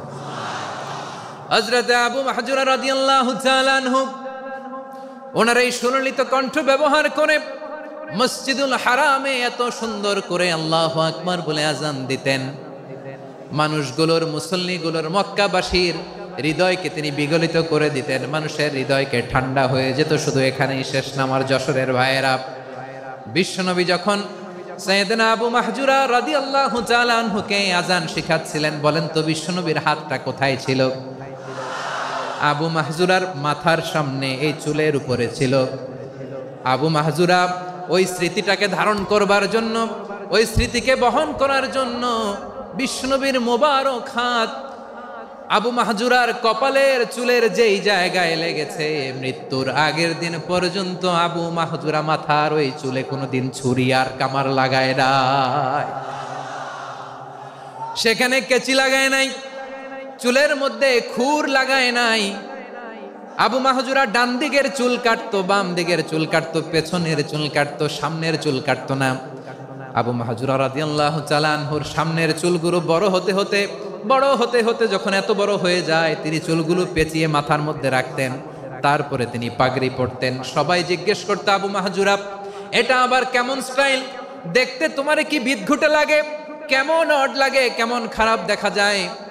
মক্কায় এমন কোন মানুষ তো দেখি নাই, ডানে চুল কাটে, বায়ে চুল কাটে, পেছনে চুল কাটে, সামনে কাটে না। ওরে আবু মাহজুরা কেমন দেখা যায় তোমারে, তুমি সামনের চুল কাটো না কেন? আবু মাহজুরা বলে, আমি হাঁটু গেড়ে পেয়ারা নবীর সামনে বসেছিলাম, আমার এই মাথার চুলের মধ্যে মুবারক হাত লাগিয়ে বিশ্বনবী নিজে আমাকে আজানের প্রতিটা বাক্য শিক্ষা দিয়েছেন। বিশ্বনবীর মোবারক হাত, পবিত্র হাত আমার মাথার চুলের যেই জায়গায় লেগেছে, আমি চাই ওই চুলগুলা নিয়ে আমি আমার কবরের ভিতরে যাব। সাইয়েদনা আবু মাহজুরা রাদিয়াল্লাহু তাআলা আনহু ইন্তেকালের আগের পর্যন্ত মাথার সামনের চুলগুলা কাটে নাই। মাথার সামনের চুল তিনি কাটেন নাই। সুবহানাল্লাহি বিহামদি। কেমন ভালোবাসতেন বিশ্বনবী সাহাবীদেরকে, সাহাবারা কেমন ভালোবাসতেন বিশ্বনবীকে। সামনের চুলগুলো বড় হতে হতে এত বড় ছিল, পেঁচিয়ে রেখে পাগড়ি পরতেন, কাটতেন না। নবীর হাত লেগেছিল। সুবহানাল্লাহ পড়েন। তাহলে what is the lesson? Moral of the story কি? মোরাল অফ দ্য স্টোরি হচ্ছে, আসছিল আজানকে ব্যঙ্গ করার জন্য, বিকৃত করার জন্য, হয়ে গেল মসজিদুল হারামের মুয়াজ্জিন। দেখেন বিশ্বনবী একটা খারাপ সিচুয়েশনের মধ্যে থেকে কি ভালো জিনিস বের করে আনলেন। আমি যে শুরুতে বলেছি কিভাবে তিনি হিউম্যান রিসোর্সকে ডেভেলপ করেছেন, ম্যানেজ করেছেন। তিনি যে চৌকস ট্যালেন্ট হান্টার ছিল, দেখেন সবার মধ্যে থেকে এর বাছাই করে মুয়াজ্জিন বানাই দিয়েছেন। সুবহানাল্লাহ পড়েন। তার মানে এই না সবাইরে ধরে ধরে উনি মুয়াজ্জিন বানাইছেন। যার যেই ট্যালেন্ট আছে তাকে ওই কাজে অ্যাসাইন করেছেন। যার যেই প্রতিভা আছে তার প্রতিভাকে ইসলামের কাজে লাগিয়েছেন। সুবহানাল্লাহ পড়েন। যায়েদ বিন সাবিত রাদিয়াল্লাহু তাআলা আনহু নাম শুনেছেন? যশোর কথা বেরোয় না। যদি জিজ্ঞাসা সালমান খানের নাম শুনছেন, সবাই হাত তুলবে, জি হুজুর শুনছি, মানে সব দেখা শেষ। সালমান খান, আমির খান, অমুক খান, সব খান মুখস্থ, কিন্তু যায়েদ বিন সাবিতের নাম মুখস্থ নাই মুসলমানদের। যেই সাহাবী মাথার সামনের চুল কাটে নাই,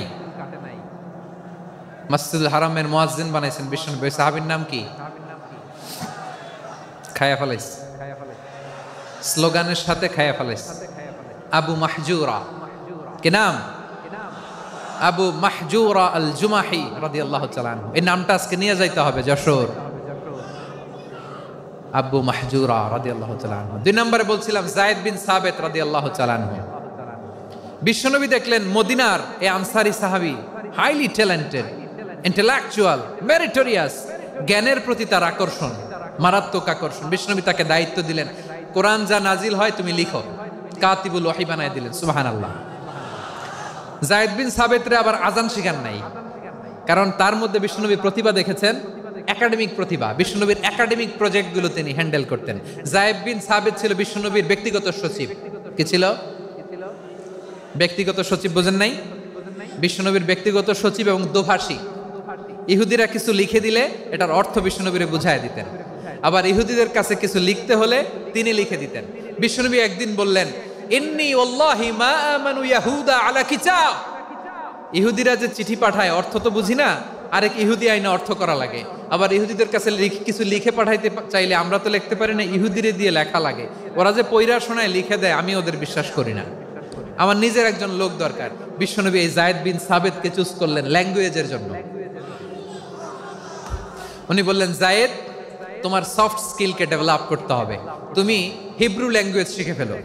যায়েদ বিন সাবিত বলল, বিশ্বনবীর মোটিভেশন আর ইন্সপিরেশন পেয়ে আমি 15 দিনে ইহুদিদের এই হিব্রু ল্যাঙ্গুয়েজ শিখে ফেললাম। শুধু শিখে ফেললাম না, হাত্তা হাদিকতু, even I became master in the language. এই ভাষা আমি পারদর্শী হয়ে গেলাম। এরপরে ইহুদিরা চিঠি লিখে পাঠালে আর কোনো ইহুদি ডাকা লাগতো না, আমি নবীর এটার অর্থ শুনে পরে বুঝায় দিতাম। আবার ইহুদিদের কাছে চিঠি লেখা লাগলে আমি যায়েদ বিন সাবিত চিঠি লিখে দিতাম। সুবহানাল্লাহ। দেখেন, এত সাহাবীর মধ্য থেকে বিশ্বনবীর একাডেমিক প্রজেক্ট, ব্যক্তিগত সচিব, দোভাষী হিসেবে তিনি যায়েদ বিন সাবিতের মতো তরুণকে নির্বাচিত করেছেন। কেমন ট্যালেন্ট হান্টার ছিল আমার নবী। সুবহানাল্লাহ পড়বেন না? বিশ্বনবীর ইন্তেকালের পরে সাইয়েদনা আবু বকর রাদিয়াল্লাহু তাআলা আনহু যখন খলিফা হয়ে আসলেন, কোরআনকে সংকলনের দায়িত্ব দেয়া লাগবে, কোন সাহাবীকে দিবেন? সব সাহাবারা মিলে পরামর্শ করলেন। সাইয়েদনা আবু বকর, ওমর সবাই মিলে এই বিশাল কোরআন সংকলনের গুরু দায়িত্ব বিশ্বনবীর ব্যক্তিগত সচিব, বিশ্বনবীর দোভাষী, বিশ্বনবীর সিলেক্ট করাই লোক যায়েদ ইবনে সাবিত রাদিয়াল্লাহু তাআলা আনহুকে দিয়েছে। কোরআনের কপি তো আজকে এখানে রাখে নাই। এই যে আজকের যে কোরআন পড়েন, এটা আগে এরকম ছিল না। কোরআন নাজিল হলে সাহাবারা চামড়ার, ওটের চামড়ায় লিখে ফেলতো, ওটের চ্যাপ্টা হাড্ডির মধ্যে লিখে ফেলতো, গাছের গুড়ির মধ্যে লিখে ফেলতো। বিভিন্ন জনের কাছে ছড়ানো ছিটানো ছিল। আবু বকর রাদিয়াল্লাহু তাআলা আনহু একসাথে করলেন, পরবর্তীতে উসমান রাদিয়াল্লাহু তাআলা আনহু একসাথে করলেন। 114 সূরার এখন এই মুসহাফ, এই কম্পাইলেশন, এই কপি আমরা পেয়েছি, যার হিউজ কন্ট্রিবিউশন ছিল। এই পুরো কোরআন কম্পাইলেশনের প্রজেক্ট ম্যানেজার ছিল যায়েদ বিন সাবিত রাদিয়াল্লাহু তাআলা। কোরআন কম্পাইলেশনের প্রজেক্ট ম্যানেজার। দেখেন, উনারে মাথায় হাত দিয়ে আজান শিখায় নাই। সুবহানাল্লাহ কইবেন না? তাহলে প্রথম সাহাবী আবু মাহজুরাকে মুয়াজ্জিন বানাইলেন, যায়েদ বিন সাবিতকে ব্যক্তিগত সচিব আর দোভাষী বানালেন, মুসআব ইবনে উমাইর রাদিয়াল্লাহু তাআলা আনহুকে ইসলামের প্রথম অ্যাম্বাসেডর বানালেন। তাহলে তৃতীয় নাম্বার একজন সাহাবীর নাম বলছি, মুসআব ইবনে উমাইর। মুসআব কি নাম? নামটা কেমন লাগে? এই কয়েকজনের ভাল লাগে, বাকিদের ভাল লাগে না? ভাল লাগে? এই এই আর কয়েকটা মিনিট দেওয়া যাবে না আমাকে আল্লাহর রাস্তে? হ্যাঁ, ঠিক আছে। আমি তোমাদেরকে ভালোবাসা দেখাবো, দোয়া করব, যদি চুপ থাকো, একেবারে চুপ, কষ্ট সহ্য করো। বাকিরা যা সওয়াব পাবে তোমরা ডবল পাবা, যেহেতু কষ্ট বেশি, কিন্তু চুপ। 3 নম্বর সাহাবীর নাম মুসআব। এই ধাক্কাধাক্কি কেন? ধাক্কাধাক্কি কেন রে ভাই? না না না, এরকম হইলে আসবো না যশোর, আমি আর আসবো না। হয় পিছনে চলে যাও, নাহলে চুপ, ধাক্কাধাক্কি নাই। 3 নম্বর সাহাবীর নাম মুসআব। কি নাম? He was the first ambassador in Islam. ইসলামের প্রথম ডিপ্লোমাট, প্রথম কূটনৈতিক, ইসলামের প্রথম কূটনৈতিক, ইসলামের প্রথম ডিপ্লোমাট, প্রথম অ্যাম্বাসেডর মুসআব ইবনে উমাইর। মক্কার তরুণ যুবক, উনি পারফিউম লাগাইলে মানুষ দেখলেই বুঝতো এটা মুসআব লাগাইছে। এমন ড্যাশিং ফেসের ছিল, এমন স্মার্ট ড্যাশিং ফেস, এমন পার্সোনালিটির মানুষ ছিল মুসআব রাদিয়াল্লাহু তাআলা আনহু। কারণ যিনি ইসলামের স্পোকম্যান হবেন, মুখপাত্র হবেন, তার স্মার্ট হওয়ার দরকার আছে না নাই? আকাবার প্রথম শপথ যখন হলো, তাদের সাথে বিষ্ণু ইসা ইসলাম মদিনাতে একজন মুখপাত্র পাঠালেন, ডিপ্লোম্যাটকে পাঠালেন, অ্যাম্বাসেডর অফ ইসলাম। তিনি হচ্ছেন মুসআব ইবনে উমাইর। পড়েন সুবহানাল্লাহ। বিশ্বনবী দেখলেন সে অনেক স্মার্ট, তার ডেডিকেশন আছে, সিনসিয়ারিটি আছে, এবং মদিনায় যে আউস খাজরাজ গোত্রের নেতাদের সাথে ডিল করতে হবে, ইহুদিদের সাথে ডিল করতে হবে, ওখানে একজন পাক্কা জানু খেলোয়াড়ের দরকার আছে না নাই? মুসআব ইবনে উমাইর রাদিয়াল্লাহু তাআলা আনহু, ওনাকে বিষ্ণু ইসা ইসলাম চুজ করলেন।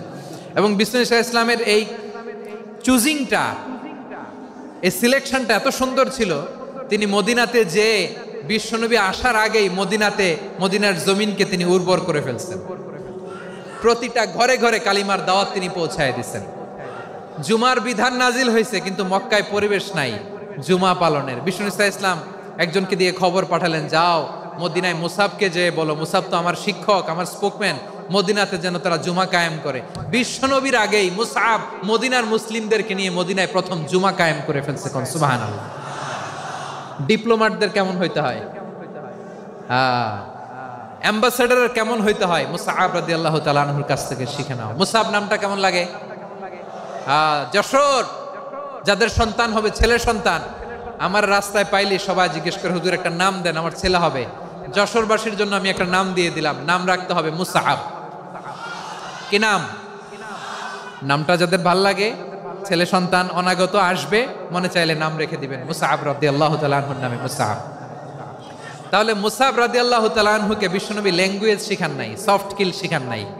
যায়েদ রাদিয়াল্লাহু তিনি হিব্রু ল্যাঙ্গুয়েজ শিখেছেন, সুরিয়ানি শিখেছেন, কিন্তু মুসআবকে তিনি বানিয়েছেন the spokesman of Islam, the first diplomat, the ambassador of ইসলাম।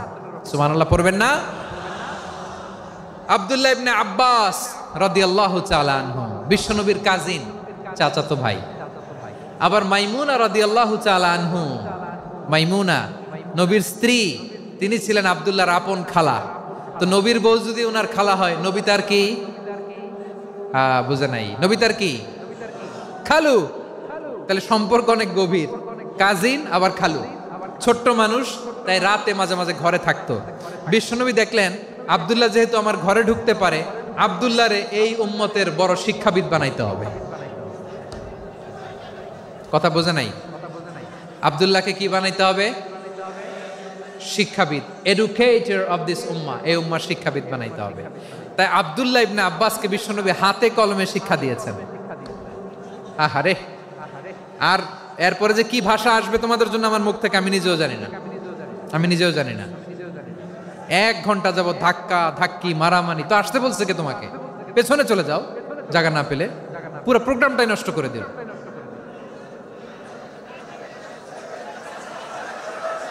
জি, আমার দিকে তাকান, আমি শেষ করে দিচ্ছি। হবে না, ইন্টেলেকচুয়াল আলোচনা এখানে হবে না, আমি বুঝতে পারছি, আমি শেষ করে দিচ্ছি।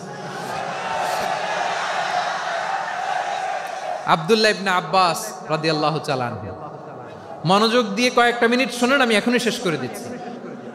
এরপর আওয়াজ করবে, এই যে এগুলো কি আমি বুঝলাম না। আমি বললাম না সব করা যাবে, বসে যাও, শুয়ে যাও, চলে যাও, আওয়াজ করা যাবে না। অন্যকে বসো এটাও বলার দরকার নেই, জাস্ট এদিকে তাকাও। আল্লাহ। আব্দুল্লাহ ইবনে আব্বাস রাদিয়াল্লাহু তাআলা আনহু, ওনাকে বিশ্বনবী হাতে কলমে শিক্ষা দিয়েছেন, যেহেতু উম্মতের শিক্ষাবিদ হবেন, এডুকেটর হবেন। তো বিশ্বনবী রাতে যখন তাহাজ্জুদ পড়তেন, ছোট্ট আব্দুল্লাহ ঘরে থাকতো। বুঝতে পেরেছেন? ছোট্ট মানুষ তো ঘরে থাকতো। তো বিশ্বনবী তাহাজ্জুদের জন্য একবার দাঁড়িয়েছেন, ছোট্ট আব্দুল্লাহ ওযু করে দাঁড়াইছে। আচ্ছা বলেন তো, ইমাম আর মুসল্লি মোট যদি 2 জন হয়, একজন ইমাম একজন মুসল্লি, তো মুসল্লি ইমামের কোন দিকে দাঁড়াবে? ডানে দাঁড়াবে। ছোট্ট আব্দুল্লাহ বোঝে নাই, বিশ্বনবী তাহাজ্জুদ শুরু করেছেন, উনি ইক্তেদা করছেন আর দাঁড়াইছেন বায়ে। কোথায় দাঁড়িয়েছেন? আব্দুল্লাহ বলেন, যখন আমি বায়ে দাঁড়ালাম, আখাযা রাসূলুল্লাহ সাল্লাল্লাহু আলাইহি ওয়াসাল্লাম উযুনি আল ইউমনা ইয়াফতিলুহা, বিশ্বনবী নামাজরত অবস্থায় আমার কান ধরে টেনে আমার ডান দিকে এনে দাঁড় করায় দিলেন। পড়েন সুবহানাল্লাহ। দেখেন, হাতে কলমে শিক্ষা। আর জীবনে ভুল হবে? কথা কয় না, আর ভুল হবে? আর ভুল হবে না। এভাবে বিশ্বনবীর অনেক সঙ্গ পেয়েছেন, সফর করেছেন, একই বাহনে বসেছেন, এক বাহনে বসে লম্বা নাসিহত করেছেন, বলেছেন, ইয়া গোলাম, ইহফাজিল্লাহ ইয়াহফাজকা, ইহফাজিল্লাহ তাজিদহু তুজাহাক, ইযা সাআলতা ফাসআলিল্লাহ ওয়া ইযা ইসতাআনতা ফাসতাইন বিল্লাহ। আল্লাহর বিধান মানো, আল্লাহর বিধান রক্ষা করো, আল্লাহ তোমায় রক্ষা করবে। আব্দুল্লাহ, চাইতে হলে আল্লাহর কাছে চাও, সাহায্য চাইতে হলে আল্লাহর কাছে সাহায্য চাও। মনে রাখো, গোটা বিশ্বের সবাই যদি তোমার সাহায্য করতে চায়, ততটুকুই করতে পারবে যতটুকু আল্লাহ তোমার নসিবে রেখেছে। গোটা বিশ্ব যদি তোমার বিরুদ্ধে ষড়যন্ত্রে দাঁড়িয়ে যায়, ক্ষতি ততটুকু করতে পারবে যতটুকু তোমার জন্য বরাদ্দ আছে। এর বাইরে কিছু করতে পারবে না। আওয়াজ করে বলেন ঠিক কিনা? এভাবে হাতে কলমে শিখিয়েছেন। বিশ্বনবীর সঙ্গ পেয়েছেন। ওনাকে বিষ্ণু ইসলাম শিক্ষাবিদ, এডুকেটর অফ দিস উম্মাহ হিসেবে সিলেক্ট করেছেন, হাতে কলমে শিখিয়েছেন। বিশ্বনবী একবার প্রকৃতির ডাকে সাড়া দিয়ে এসেছেন। এখন কি করতে হবে? নামাজের জন্য অজু করতে হবে। বিশ্বনবী এসেই দেখেন অজুর বদনায় পানি ভরা, খুশি হয়ে গেলেন। বললেন, কে রেখেছে পানি? একজন বলল, আব্দুল্লাহ রেখেছে। বিশ্বনবী অত্যন্ত খুশি হলেন। খুশি হয়ে একটা দোয়া করলেন, বললেন, আল্লাহুম্মা ফাক্কিহু ফিদ্দীন ওয়া আল্লিমহু তা'ওয়ীল। আল্লাহ, তুমি আব্দুল্লাহকে দ্বীনের বুঝ দিও আর কোরআনের তাফসির শিক্ষা দিও। বিশ্বনবীর এই দোয়া এমন লাগছে, উনি রাইসুল মুফাসসিরিন, এই পৃথিবীতে যত মুফাসসির ছিল, যত মুফাসসির আসবে, সকল মুফাসসিরের সম্রাট হিসেবে স্বীকৃত হয়েছেন। আব্দুল্লাহ ইবনে আব্বাস, বিশ্বনবী ওনারে আজান শিখান নাই, বিশ্বনবী ওনারে ল্যাঙ্গুয়েজ শিখান নাই, বিশ্বনবী ওনারে অ্যাম্বাসেডর বানান নাই, হাতে কলমে শিক্ষা দিয়েছেন। ছোট্ট মানুষ, বিশ্বনবী ইন্তেকাল করলেন। আবু বকরের সময় গেল, ওমরে ফারুকের খেলাফত, তখনও তিনি তরুণ। ওমরে ফারুক রাদিয়াল্লাহু তাআলা আনহু ওনার ক্যাবিনেট মিনিস্ট্রির বৈঠকে এই আব্দুল্লাহ ইবনে আব্বাসকে পাশ দিয়ে বসায় রাখতেন। বয়স্ক সাহাবারা এটা পছন্দ করতো না। তারা বলতো, ঘটনা কি? আব্দুল্লাহর মতো ছেলে নাতি আমাদের আছে, এরা কেন রাখে ওমরে ফারুক? ওমরে ফারুক এটা টের পেলেন।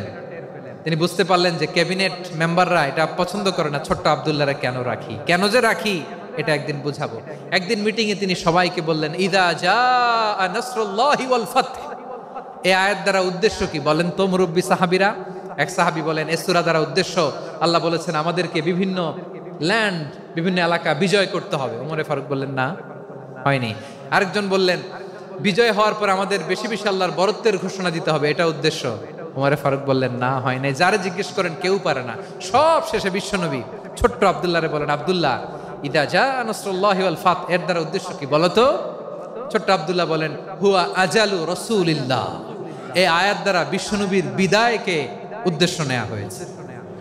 ওমরে ফারুক বললেন, হাযা হুয়া, এটাই তো সঠিক উত্তর, এটাই সঠিক তাফসীর এই আয়াতের। কারণ ইদা জাআ নাসরুল্লাহি ওয়াল ফাতহ, যখন আল্লাহর সাহায্য আর বিজয় আসবে, ওয়া রাআইতান নাসা ইয়াদখুলুনা ফি দীনিল্লাহি আফওয়াজা, আপনি দেখবেন দলে দলে, ঢলে ঢলে, বানের পানির মতো মানুষ ইসলামের দিকে ঢুকতেছে। ইসলামের বিজয় হয়েছে। তো ইসলামের বিজয়ের মিশন নিয়ে নবী আসছে। বিজয়ী যখন হয়ে গেছে, এখন তো নবীর বিদায় হবে। জোরে বলেন ঠিক কিনা? কোন সাহাবী এই সূক্ষ্ম কথাটা ধরতে পারে নাই, ওই আব্দুল্লাহ ছাড়া। আব্দুল্লাহ যখন উত্তর দিছে, সব সাহাবীদের টনক নড়েছে। এরপর থেকে কোনো ক্যাবিনেট মিটিং এ আর কোনো সাহাবারা কোনো প্রশ্ন করে নাই। আওয়াজ করে পড়েন সুবহানাল্লাহ।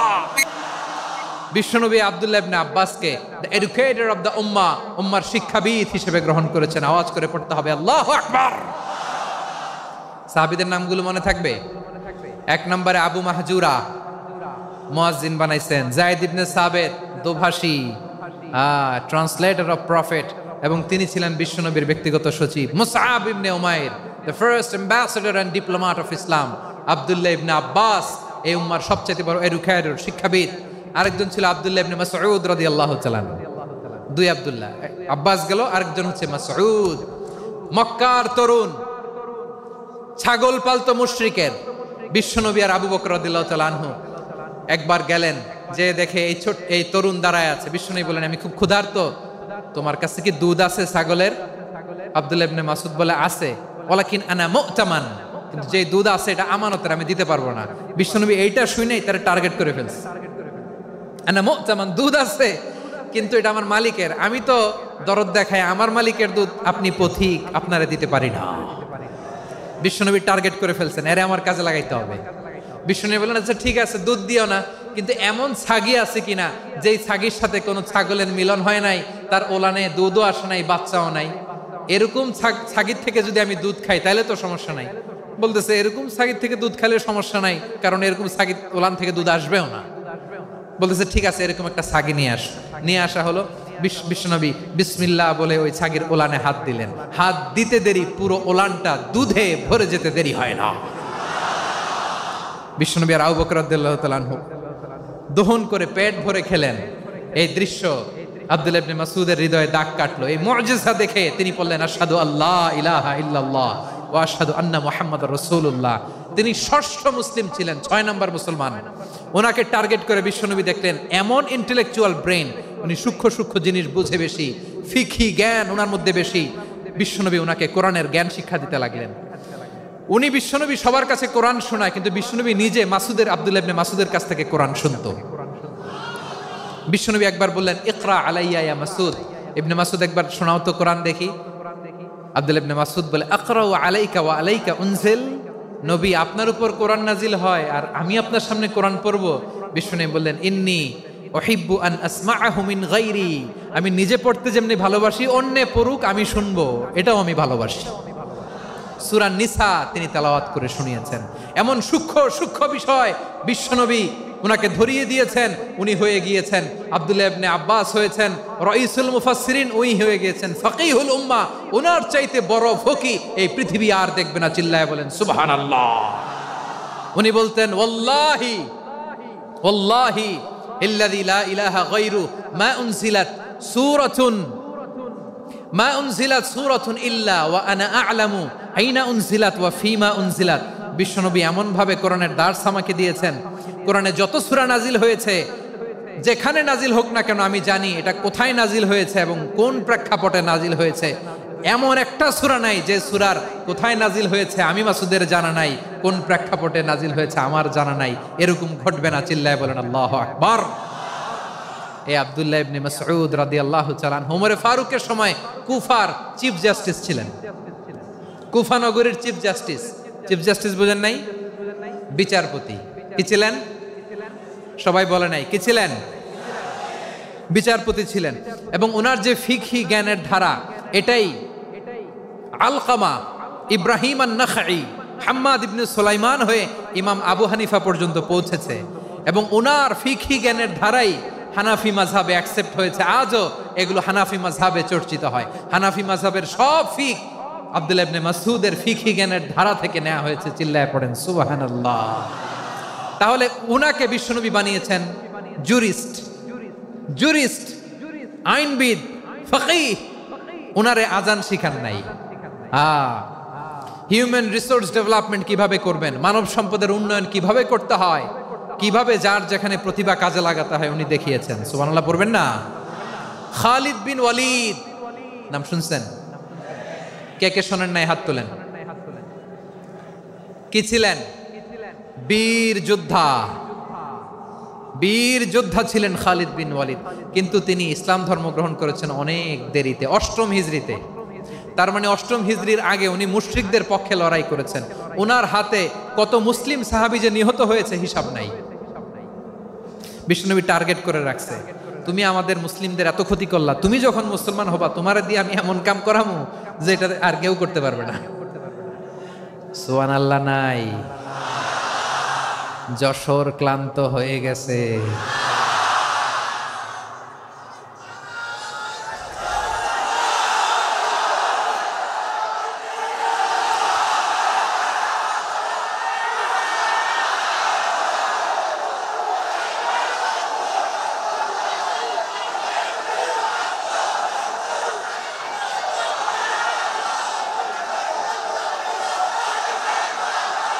মাশাআল্লাহ।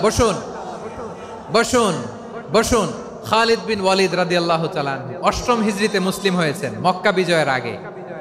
তো মক্কা বিজয়ের আগে যখন মুসলিম হয়েছেন, এর আগে কি করছেন? কাফিরদের সাথে যুদ্ধ করেছেন। উনি উহুদের যুদ্ধে মুসলমানদের যে পরাজয় ভাব, কঠিন পরিস্থিতির মুখোমুখি উনার কারণে পেছন থেকে এমন আতর্কিত আক্রমণ করেছেন, মুসলমানদেরকে কচুকাটা করেছেন। 8ম হিজরিতে আল্লাহ তাআলা হেদায়েতের নূর দিয়ে ওনার হৃদয়টাকে উজালা করে দিলেন। লা ইলাহা এটা এমন বাণী যার হৃদয়ে একবার টাচ খাবে, এইটা থেকে সে আর পালিয়ে বেড়াতে পারে।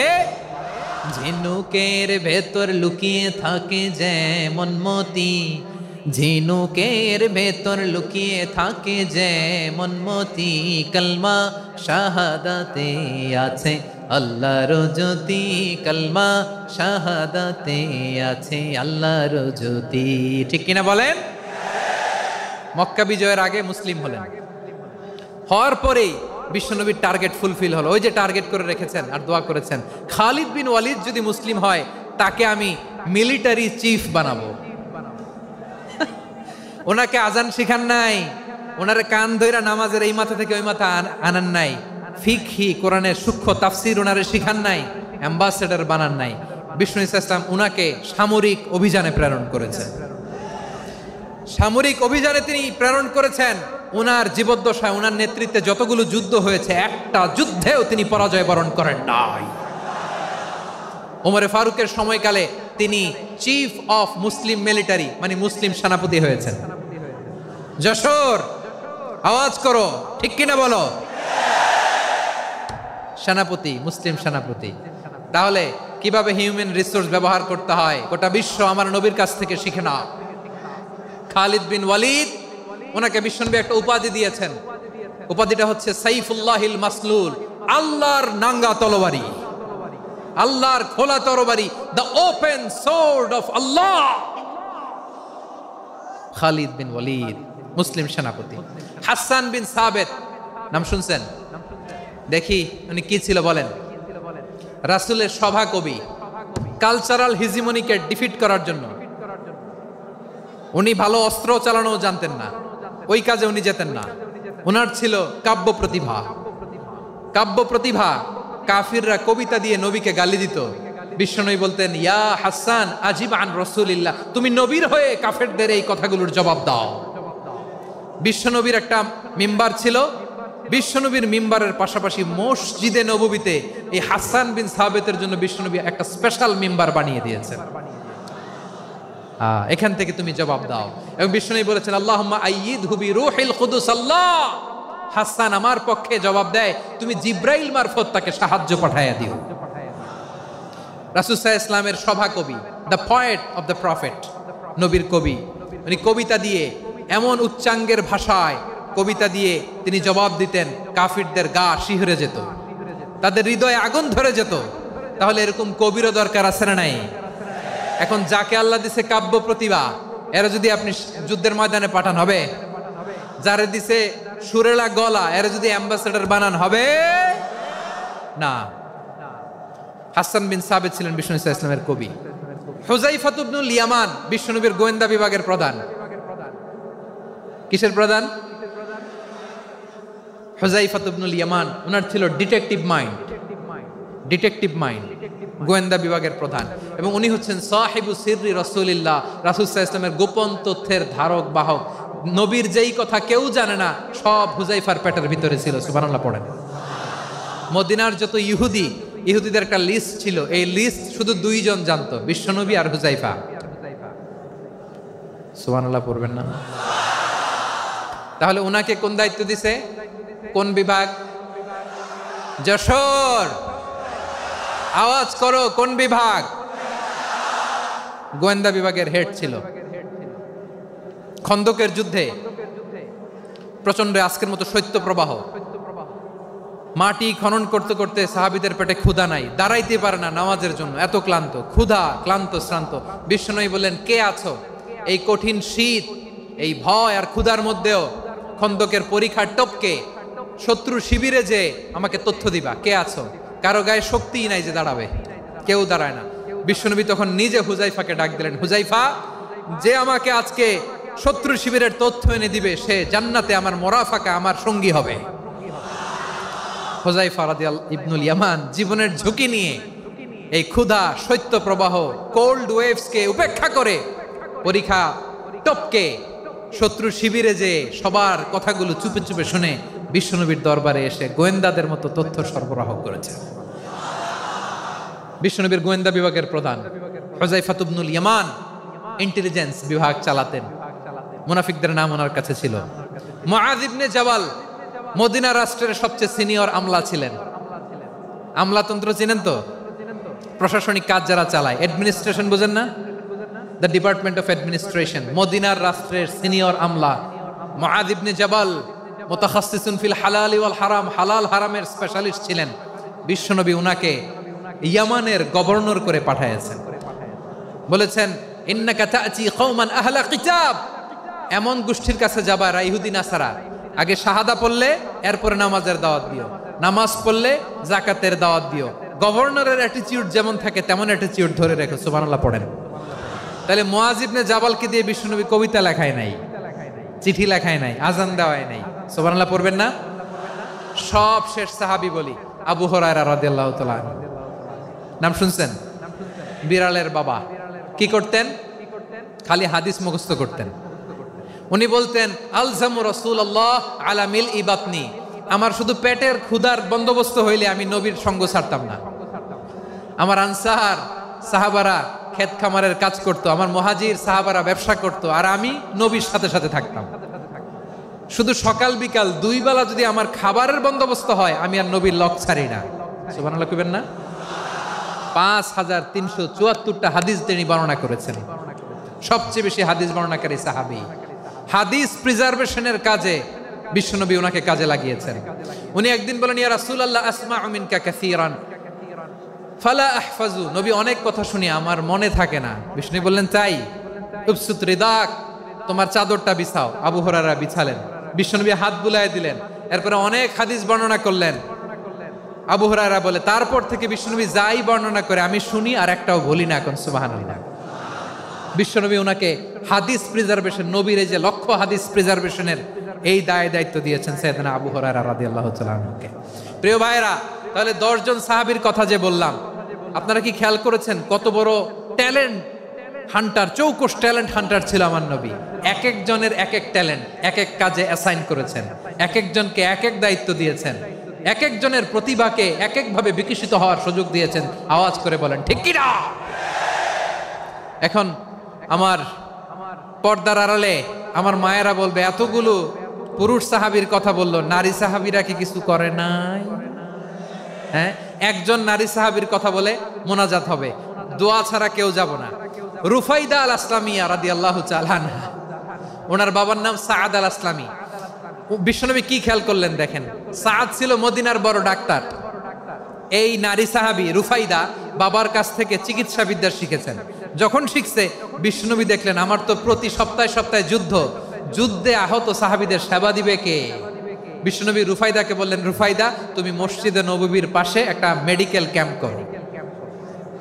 এই যে সাকিনা আদ্দিন মেডিকেলের আমার ছাত্রী বন্ধুরা শুনে রাখো, তোমাদের আইকন হচ্ছে রুফাইদা আল আসলামিয়া। বিশ্বনবীর ডিরেকশন অনুযায়ী তিনি মসজিদে নববীর পাশে একটা মেডিকেল ক্যাম্প করলেন এবং আহত সাহাবাদের চিকিৎসা উনি ওনার টিম নিয়ে দিতেন। বিশ্বনবীর পরামর্শে উনি আনসারি এবং মুহাজির মহিলা সাহাবীদেরকে নিয়ে একটা স্পেশাল মেডিকেল টিম গঠন করলেন। খায়বার যুদ্ধে 7ম হিজরিতে যখন বিশ্বনবী যায় উনি ওনার টিম নিয়ে আসলেন, বললেন ইয়া রাসূলুল্লাহ আমরা তো তলোয়ার চালাতে পারি না, আমরা তো তীর মারতে পারি না, আপনি যদি অনুমতি দেন খায়বার অভিযানে আমি আমার টিম নিয়ে মেডিকেল টিমের সেবাটা সার্ভিসটা দিতে চাই। পড়েন সুবহানাল্লাহ। বিশ্বনবী অনুমতি দিলেন, যোদ্ধা সাহাবীদের সাথে রুফাইদা আল আসলামিয়া উনিও মেডিকেল টিম নিয়ে অগ্রসর হলেন। খায়বারের প্রতিটা আহত ইনজুর্ড সাহাবী যারা ইনজুরির শিকার হয়েছেন সবাই রুফাইদা আল আসলামিয়ার এই মেডিকেল ক্যাম্প থেকে চিকিৎসা সহায়তা পেয়েছেন। সুবহানাল্লাহ পড়েন। দেখেন কিভাবে বিশ্বনবী ট্যালেন্ট বাছাই করতেন। আপনি অবাক হবেন, বাহরাইনের মেডিকেল ইউনিভার্সিটিতে রুফাইদা আল আসলামিয়া মেডিকেল প্রাইজ অ্যাওয়ার্ড প্রতি বছর দেয়া হয়। যদি 8 দিনের এই মেডিকেল আমার বোনেরা যদি জেনে থাকো জানো, না হলে নতুন করে জানো, সার্চ দিও রুফাইদা আল আসলামিয়া মেডিকেল অ্যাওয়ার্ড বাহরাইনের ইউনিভার্সিটিতে দেওয়া হয়। প্রিয় ভাইয়েরা, তাহলে আলোচনার সামারি আমরা করি। বিশ্বনবী যার যেখানে ট্যালেন্ট তাকে ওইখানে কাজে লাগাতেন। আওয়াজ করে বলেন ঠিক কিনা? এবার একটা ইন্টারভিউ হবে, আওয়াজ করে বলেন আবু মাহজুরাকে বিশ্বনবী কি বানাইছেন?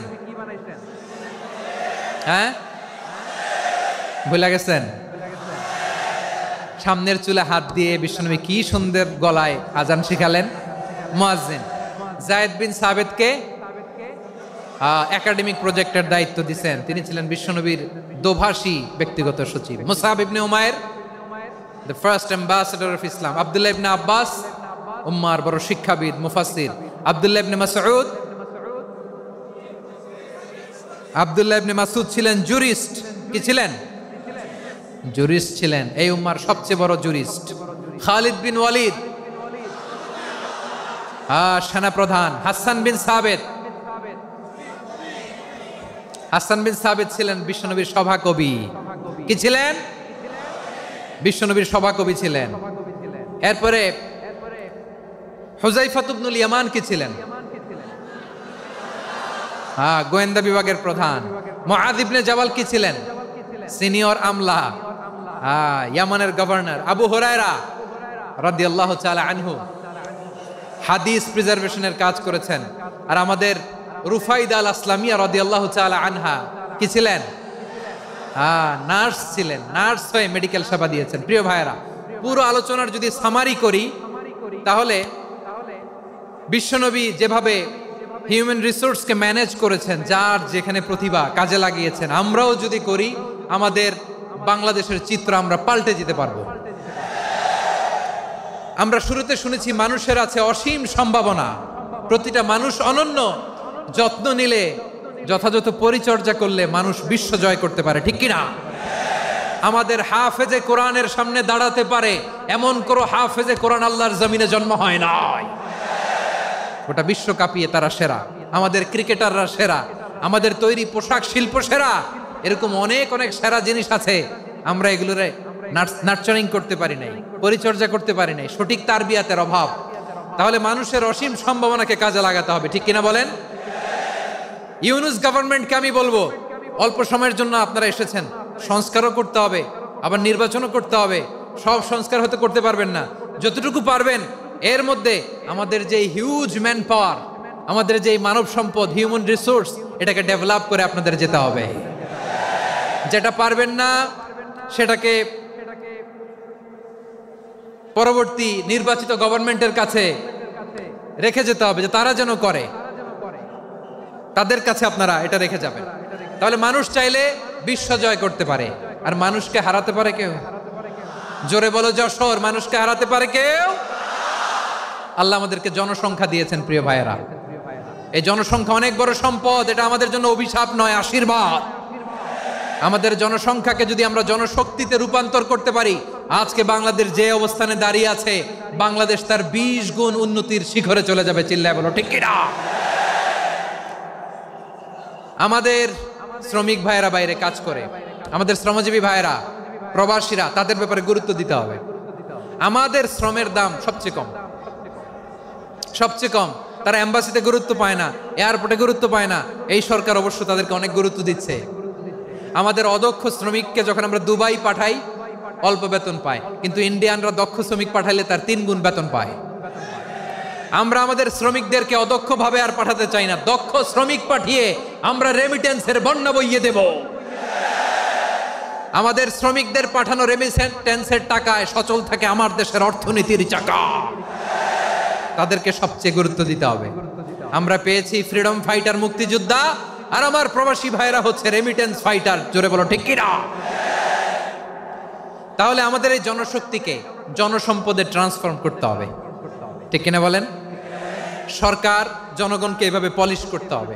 মা বাবারা ছেলে মেয়েদের মধ্যে কার কোন যোগ্যতা, তাকে ওইভাবে কাজে লাগাতে হবে। সবার এ প্লাস পাওয়ার কোনো দরকার নাই। আমাদের দেশে একটা টেন্ডেন্সি আছে, পরীক্ষায় এ প্লাস না পাইলে কই তুই কি করলি, পাশের বাড়ির ছেলে এ প্লাস পাইছে, যা ওর পা ধোয়া পানি খা। কি খা?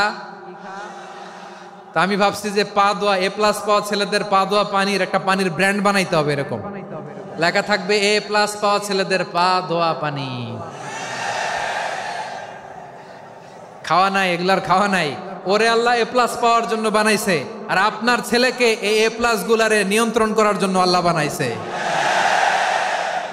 ওকে দিয়ে আল্লাহ কি করবে আপনি জানেনই না। একটা এ প্লাস, একটা এ গ্রেড একটা মানুষের জীবনকে ঠিক করে দিতে পারে না। আপনার ছেলেকে আল্লাহ অন্যদিকে যোগ্যতা দিয়েছে। ওদের মনোবল ভাঙবেন না, খবরদার, খবরদার। ছেলে মেয়েদের মনোবল ভাঙবেন না। যাকে দিয়ে যেটা হবে তাকে দিয়ে সেটা করতে হবে, তার প্রতিভাকে সেভাবে কাজে লাগাতে হবে। তাহলে বাংলাদেশ, আমাদের এই জনসংখ্যা জনসম্পদে রূপান্তরিত হবে। আমাদের সরকারের তত্ত্বাবধানে আমাদের 18 কোটি জনগণ দক্ষ জনশক্তিতে রূপান্তরিত হোক, আমরা চাই কি চাই না? আমরা ভালো মানুষ, শ্রেষ্ঠ মানুষ হতে চাই কি চাই না? ওই জাপানিজদের মতো সৎ, ওই ইউরোপিয়ানদের মতো কালচার, আমাদেরকে আল্লাহ তাআলা কোরআন সুন্নাহ অনেক কিছু দিয়েছেন। যেহেতু বর্তমানে আমরা দেখছি তারা সৎ, তাদের মধ্যে ভ্যালু আছে, সেগুলো আমাদের মধ্যে আনার দরকার আছে না নাই?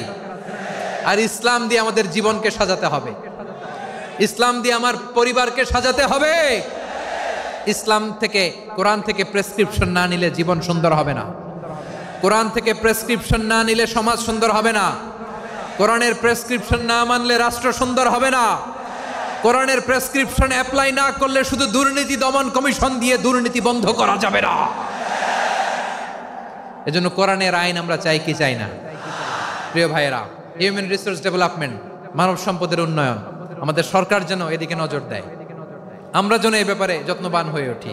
যাকে আল্লাহ যে যোগ্যতা দিয়েছে, এই যোগ্যতা দিয়ে আমরা যেন ইসলামের জন্য, দেশের জন্য কাজ করি।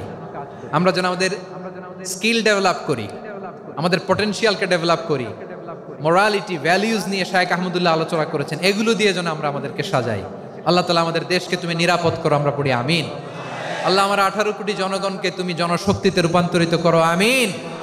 আল্লাহ আমরা হাতে হাত রেখে, কাঁধে কাঁধ মিলিয়ে, ভাইয়ে ভাইয়ে যেন এই দেশকে গড়তে পারি, আল্লাহ তুমি তৌফিক দান করো, আমরা পড়ি আমিন। আমার প্রিয় মহিউদ্দিন ভাই বলেছেন, হুজুর এমন একটা ঘোষণাপত্র দিয়ে যাবেন আজকের এই ঐতিহাসিক যশোরের প্রোগ্রামে, যেটা গোটা বাংলাদেশে মানুষ এটার উপর আমল করে।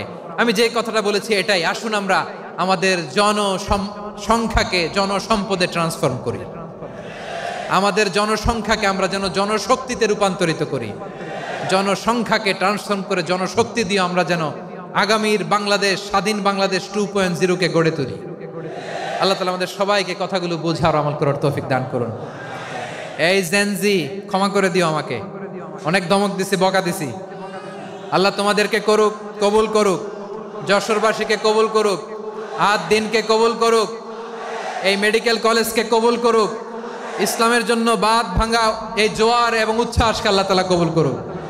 হাযা মা ইনদি ওয়াল ইলমু ইনদাল্লাহ আলাইহি তাওয়াক্কালতু ওয়া ইলাইহি উনীব। সুবহানাকাল্লাহুম্মা বিহামদিকা আশহাদু আল্লা ইলাহা ইল্লা আনতা আস্তাগফিরুকা ওয়া আতুবু ইলাইক।